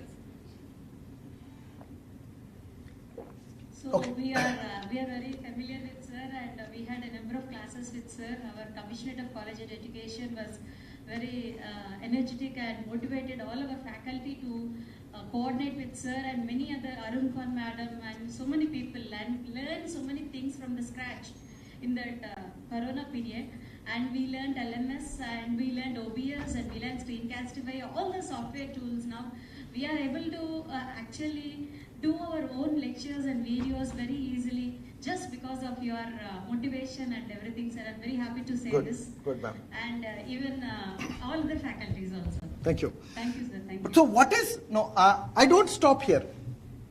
I want to go one step ahead. So Professor Mangal Sundar has created a wonderful video for my chemistry teachers. I don't want to give that video just like that to them, because he must have created around 40 minutes of video. In the 40 minutes of video, he must have explained 4 theoretical concepts and 4 practical concepts. Right? So, it's a 40 minutes video. There are 8 important points were explained. Each point was 5 minutes duration. If I give the 40 minutes video, as a teacher, my job is over. No, that's not correct. What we are propagating as part of the learner-centric approach, which was designed by, it was initially people talks about only in engineering education, but मैंने इसको social science में, humanities में इतना प्रचार करके कर दिया, and many of the members, JK and Samir are part of my team. What was done? I'll tell you, explain simply. After 5 minutes watching the video get paused. After watching that first 5 minutes of the video get, first of all, that 40 minutes video we made into 2 parts. 20 minutes and 20 minutes. And first 20 minutes got 3 important concepts of 6 minutes duration. For example, after 6 minutes of the video, watching the video gets paused, and what has been explained by Professor Mangal Sundar, during the 6th minute, say last 6 minutes, 00 to the 6 minutes, the question will be asked. So this is the pedagogical, this we call it as they call it as a learner-centric model, which talks about 3 important things. Number 1, it breaks the monotony of watching the videos, because students have started saying 2 big videos. And only thing is, we talked about the assessment and activity as a third quadrant or 4th quadrant. No, I don't want to talk about that. In the video itself, after 6 minutes of the video gets paused. Then the student has to ask the question. Now here, you may be asking about the kind of questions and all. It can be knowledge level question. It can be application level. It can be testing the critical thinking, or it can be testing the analytical thinking. Depends on the video, depends on the content what Professor Mangal Sundar has explained. Afterward, student has to take the test on the video, okay? And of course, it goes forward. If he wants to take the reverse back, it can go back. But what is important need to understand as a teacher point of view, how many times the student has watched this video. And such kind of applications are available, friends. It can show you that for this first 6 minutes of the segments, student watched 3 times. Why it is required? It's not only for the before the classroom interaction. Once the student complete this kind of action, and he will prepare the class. He will come to the class with a much preparation and a confidence. Now, after the 6 minutes, first second is over, the video goes on. Then he talks about on a practical part. He explains. I want to see after 12 minutes and 1 second, again the video gets paused. I want to see that what was the understanding of the students. This is what it is being practiced already. Because when they develop this kind of a model, they talk about the 2 things, structural pause point and the logical pause point. I don't want to go beyond that. There are 4 quadrants are there. I don't want to do that.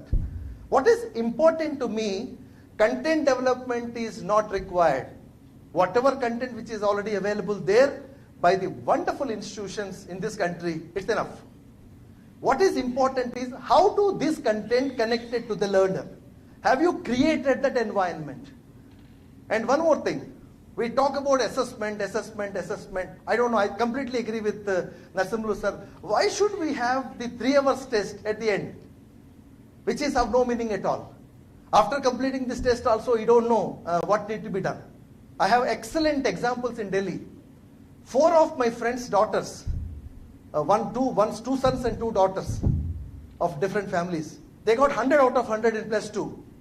They have not cleared one of the online tests. CLAT, they failed. Of course, IIT JEE is not that. And in CUET, Common Entrance Test, none of them cleared. एक बार उनके घर गया, सब लोग ऐसे बैठे थे शोक सप्त. मैंने यार क्या हो क्या गया? कह रहे यार कि डॉक्टर साहब क्या बताऊं, मेरे बेटी ने बहुत गलती किया था. क्या गलती किया था? अरे 100 का 100 मार्क्स आ गए यार, 100 के 80 आ गया था. See, if you scored 55% marks is enough now. अरे यार 100 का 100 आ गया, क्या करना है? 100 का 100 आने के बाद लोग रो रहे हैं. What I'm trying to say that, so I think the institutions, the regulations, the regulatory bodies, they may be saying that. But tomorrow, you have certain component of your assessments. You have around 50 marks or 40 marks as internal assessment. Who is stopping you to conduct all these things? I don't know, somebody's mentioned about, you have excellent formative assessment tools. Let me just take you to that part.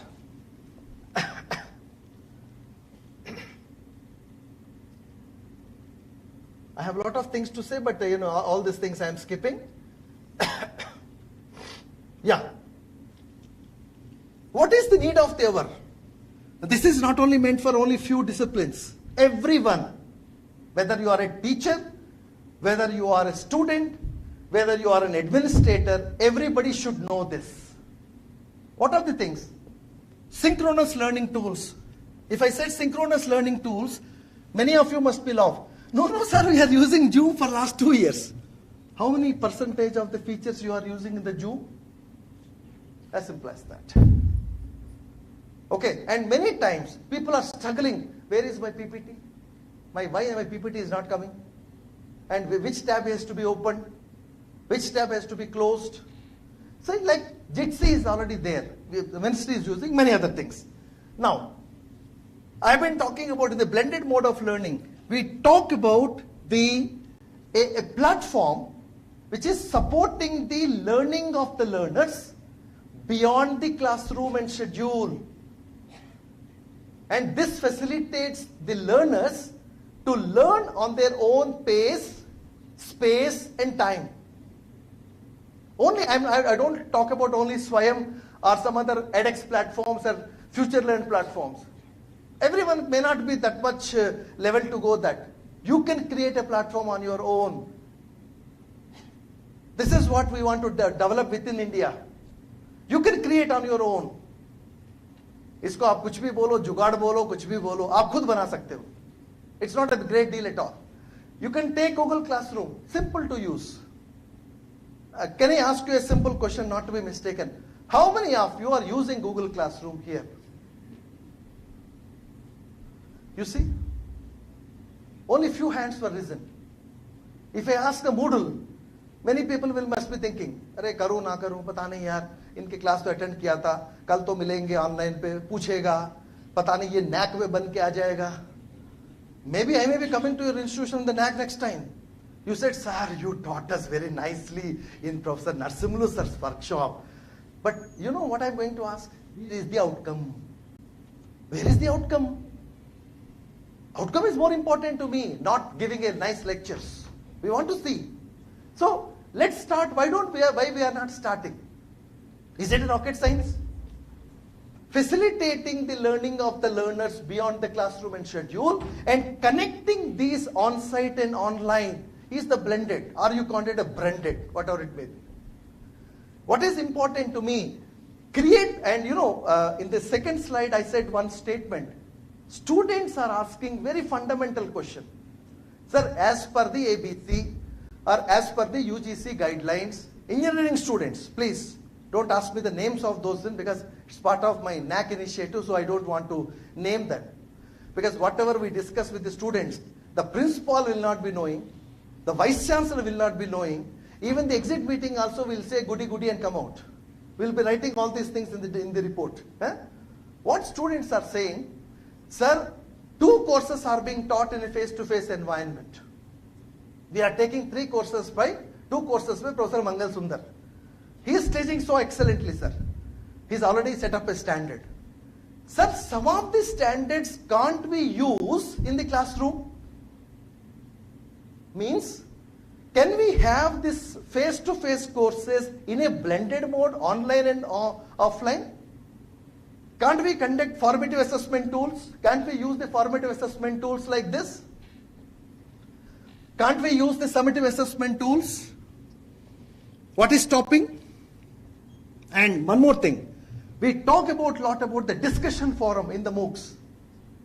And I think Professor Sundar only said, it started with 600 and finally taking the test only 10, clearing 4, okay, certificate will be issued.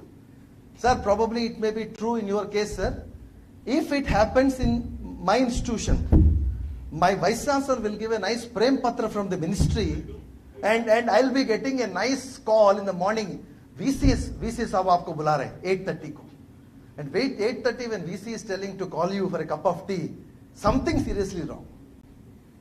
And one of the faculty member got this kind of letter saying that you got 5,000 students, finally took test 100 and cleared only 10.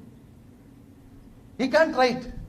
But when the 5,000 students joined, he put it in the Facebook, saying that 5,000 students joined in this course offered by Ministry of Education, Government of India institution. But when only 10 are clearing, then what happened? We took a small survey. You know what happened? Sir, the content is excellent, sir. Both video content, audio content, text content is excellent.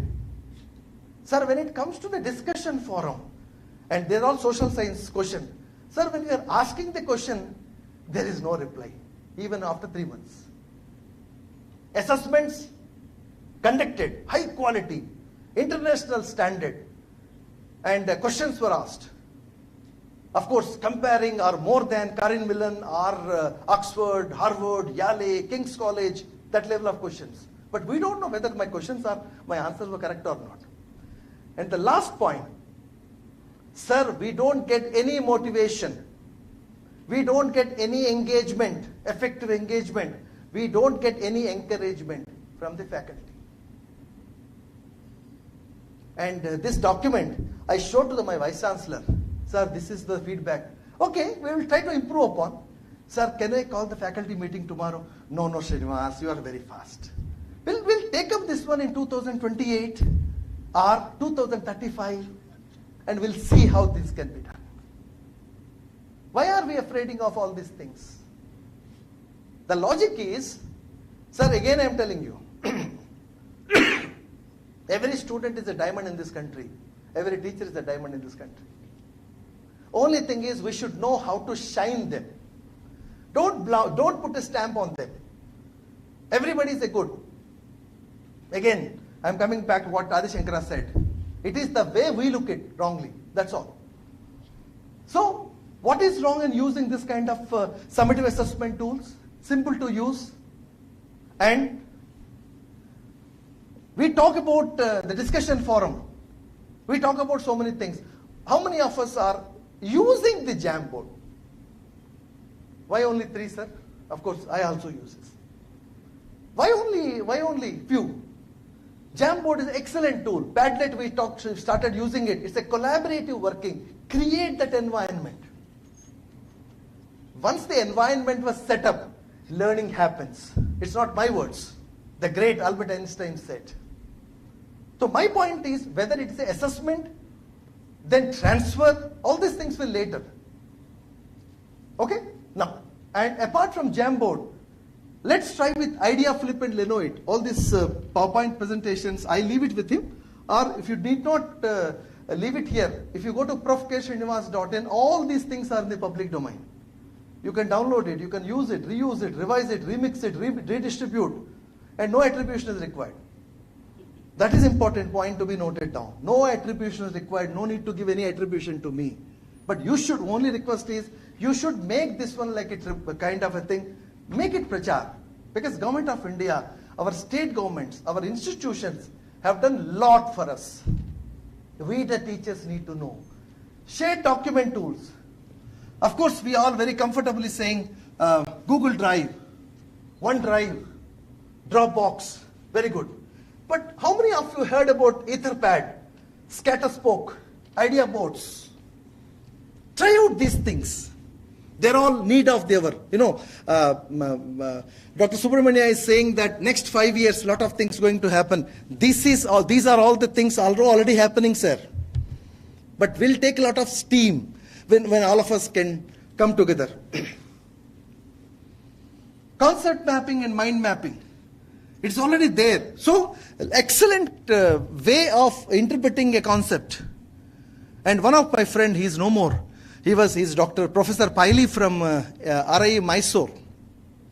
He's developed a wonderful concept map on open educational resources. I'm not finding space, I will show you there. Has done excellently well.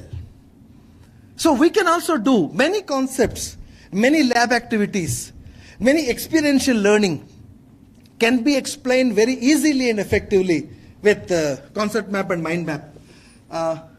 So, of course, if you are comfortable with Padlet, you can do it. Digital content development tools. No studio, no video is required as such. You can look at these tools. Of course, madam is saying that we are using OBS. No, fine, OBS is one way. But we are talking about 6 minutes videos, 7 minutes videos, screen capturing videos, picture-in-picture videos. These things can be, I think, this kind of orientation is required to make the process of learning impactful, engaging, interesting, and challenging. Since already I got a hint from the Honorable Director, I'll stop my presentation here. As I already told you that My hands are a little shivering because I wish to touch the keyboard and try to explain to you that how the concept map need to be prepared. Okay, but anyway, I'm not going to do that. Thank you very much for giving me the opportunity. Thanks for the patient hearing. First of all, let me say, I apologize, Professor Srinivas. I know. In fact, I told him yesterday itself, you talk about these things, why and what. Don't get into how. If he starts telling how, he will take minimum 5 days to complete his dialogue. No, I got to know all the rules today. He will engross into that because he practices those things. That's what I told him. If at all somebody wants to enjoy his sessions, either you attend sessions in NIPA or you ask him to come to your place to do that. Then only you will enjoy. It is not 1 hour, 1 day. It is really a 5-day test match. You can really enjoy his sessions hands-on, quote unquote hands-on. Even in online, we did online practice from our HRDs. Just because of the initiative he has suggested, my friend Dr. Himabindu from Usmania University, another friend Dr. Murugan here, we all tried this and we started even sharing videos of 3 minutes, 5 minutes, what to do. After the session, they can repeat and they can learn. That's how we did. So it's not one day effort of learning these things. Why I am concluding this session, let us not get into the time schedule beyond 5. Vice Chancellor said that he is in another validity week. I would like to conclude this. Will it be all right? Yes. And we will have then tea. And guests also, they have to leave by 5:15. So I would like to thank each one of you. It is because of you the program went on very well. So my appreciation to all of you, those who have traveled and reached this place. I know that there are some limitations in our guest house. Still people could able to understand and did not complain to me. I'm very happy and I express my thanks to all of you. And the second foremost thing, let me tell you, Professor Mangal Sundar, when I asked him, sir, can you go away? He said, I have to travel to Canada and I have so many things, but still for one day Hyderabad traveling 1 hour, I will try to make it. And I sincerely thank you for accepting our invitation. I'm not happy for that, but you could able to find time and you have done your job very well. And I thank Dr. Subramanian. I treat him as because I am in their family, I also accepted him. So thank you very much, sir, for going over here. Of course, Srinivas is part of our HRDC. I need not tell him separately, but yes, thank you very much, Srinivas. And my friend Gopakumar from UGC. Thank you very much for getting us that. And we will give you some inputs. I will take the feedback before I'm not concluding this meeting. Some of the outcomes of this seminar, we will draft and send it to you. Because it is still in the draft mode, you can easily think of doing this.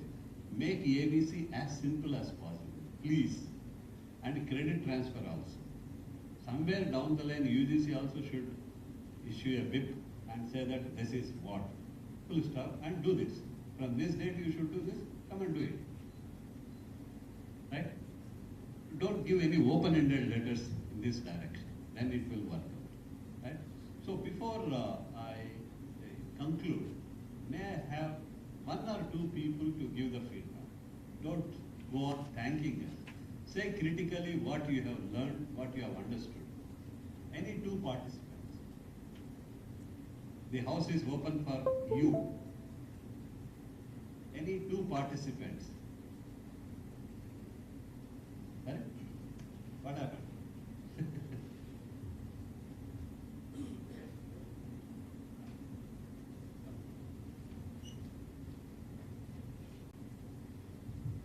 So, Professor, thank you, sir, for giving us the opportunity to meet you all.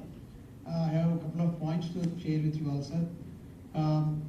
The content is very good, and it's really a full day for us. And my submission is because we have a secretary from UGC also. Sir, please don't take it otherwise. At times, I'm talking in more general way, at times we are getting contradictory statements from higher education and UGC. Research is not required for faculty positions. Sometimes the APA score is not necessary. So contradictory statements are coming from UGC. It is leaving us completely in utter confusion. First thing. Second thing is, once you bring this credit transfer and credit framework and NEP into practice, put them in practice.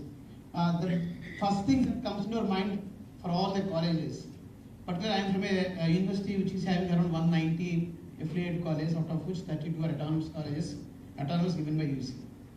Now all these 32 colleges are going for BOAs every year, and we have to give only guidelines. Higher education or AICTE or UGC always gives the guidelines, and the autonomous bodies always just here and there they tweet something, change something, and they put them in BOAs and they complete the job. Now once you have multiple exit and entry policy, a student X leaves one college and goes to other college, there will be some the equilibrium will be disturbed. And you have answered that question, said that the guidelines are under preparation, right? Guidelines are what we call modules, I think. Again, if you say guidelines, my suggestion to you also, to you, sir. When once you say guidelines, there is a fair chance of again doing it this way or that way. So it will be a hectic schedule again on the university's part and examination sections. So try to bring in uniform. That's a very welcoming this thing, sir, for today's student, and making the system more student centric. We are always welcoming. That's why, though I missed the advertisement, I asked Professor Ryan sir to send me a link and I joined this conference today. Let's keep these things in mind, sir. Thank you, sir. Thank you, Professor Avdani. Thank you very much.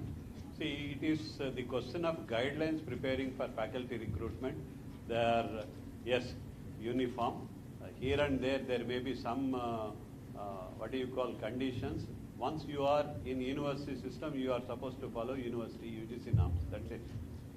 And still, if you say that you have to go with the AICTE, even though you have an engineering department in your university, it is for the university and your executive council can take a call.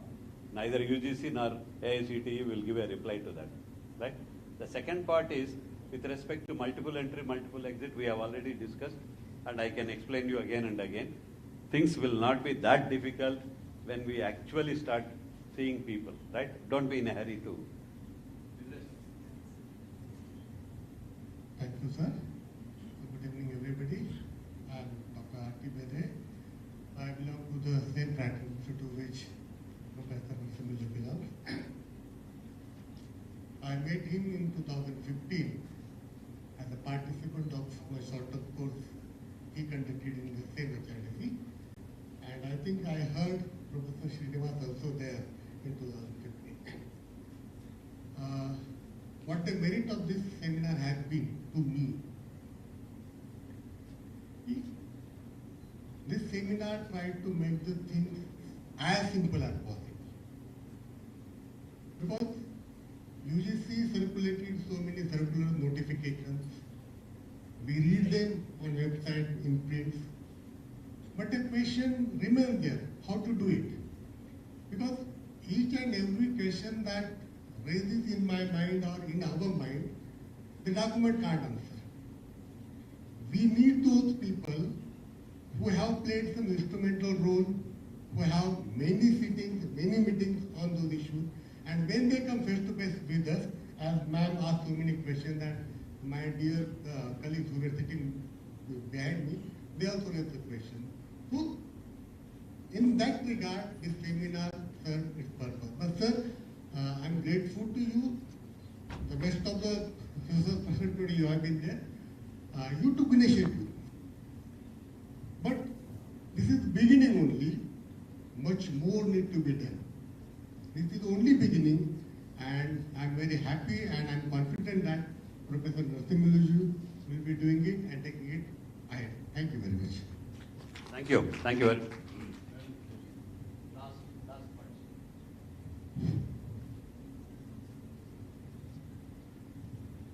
Good evening, everyone. I am Dr. Kamakshi from Kakatiya Institute of Technology and Science, Warangal.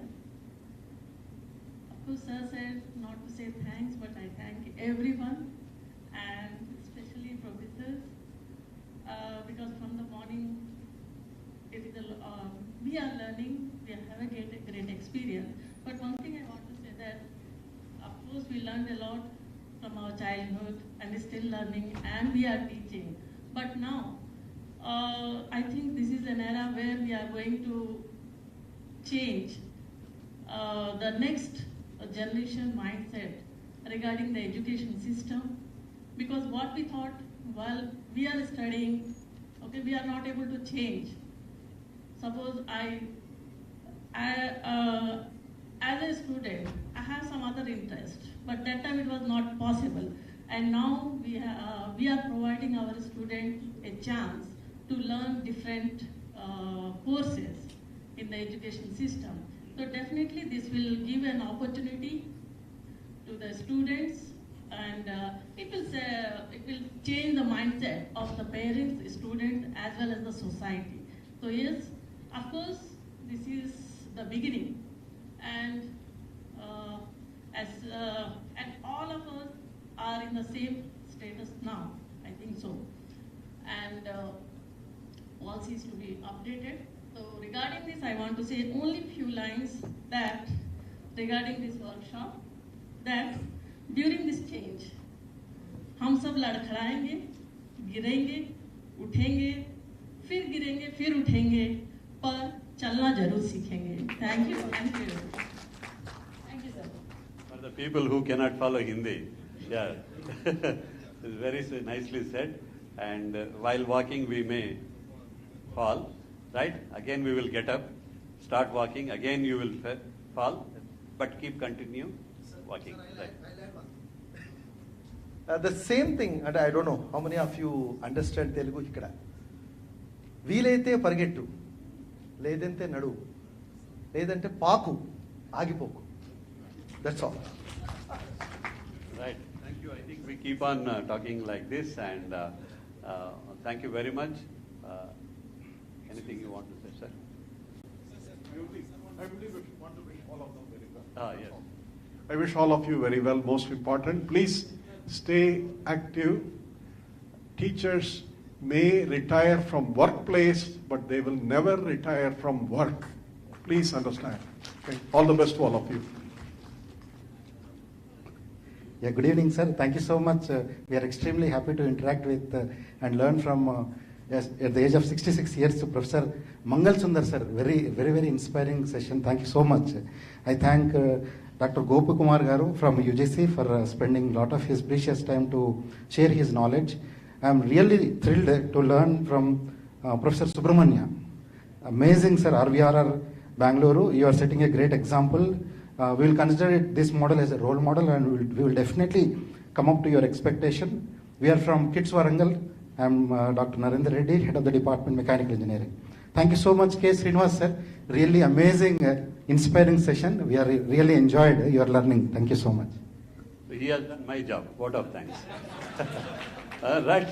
So I will not say anything except all the best. Thank you very much. Go back safely. Two important announcements. We will issue the certificate. We have already mailed a Google form on your WhatsApp group. Please fill it and submit. A certificate will be automatically generated as a participation certificate. Okay? Give us 1 day time. And all the material with respect to PPTs and the recordings will be uploaded probably by Monday evening. So have patience till such time. After having tea, we will all have a group photo at the entrance of the building, right? Those who are staying back tonight in the guest house, please drop a message in our WhatsApp group. Please don't forget that. Others, please leave the keys at the reception. Okay? Thank you very much.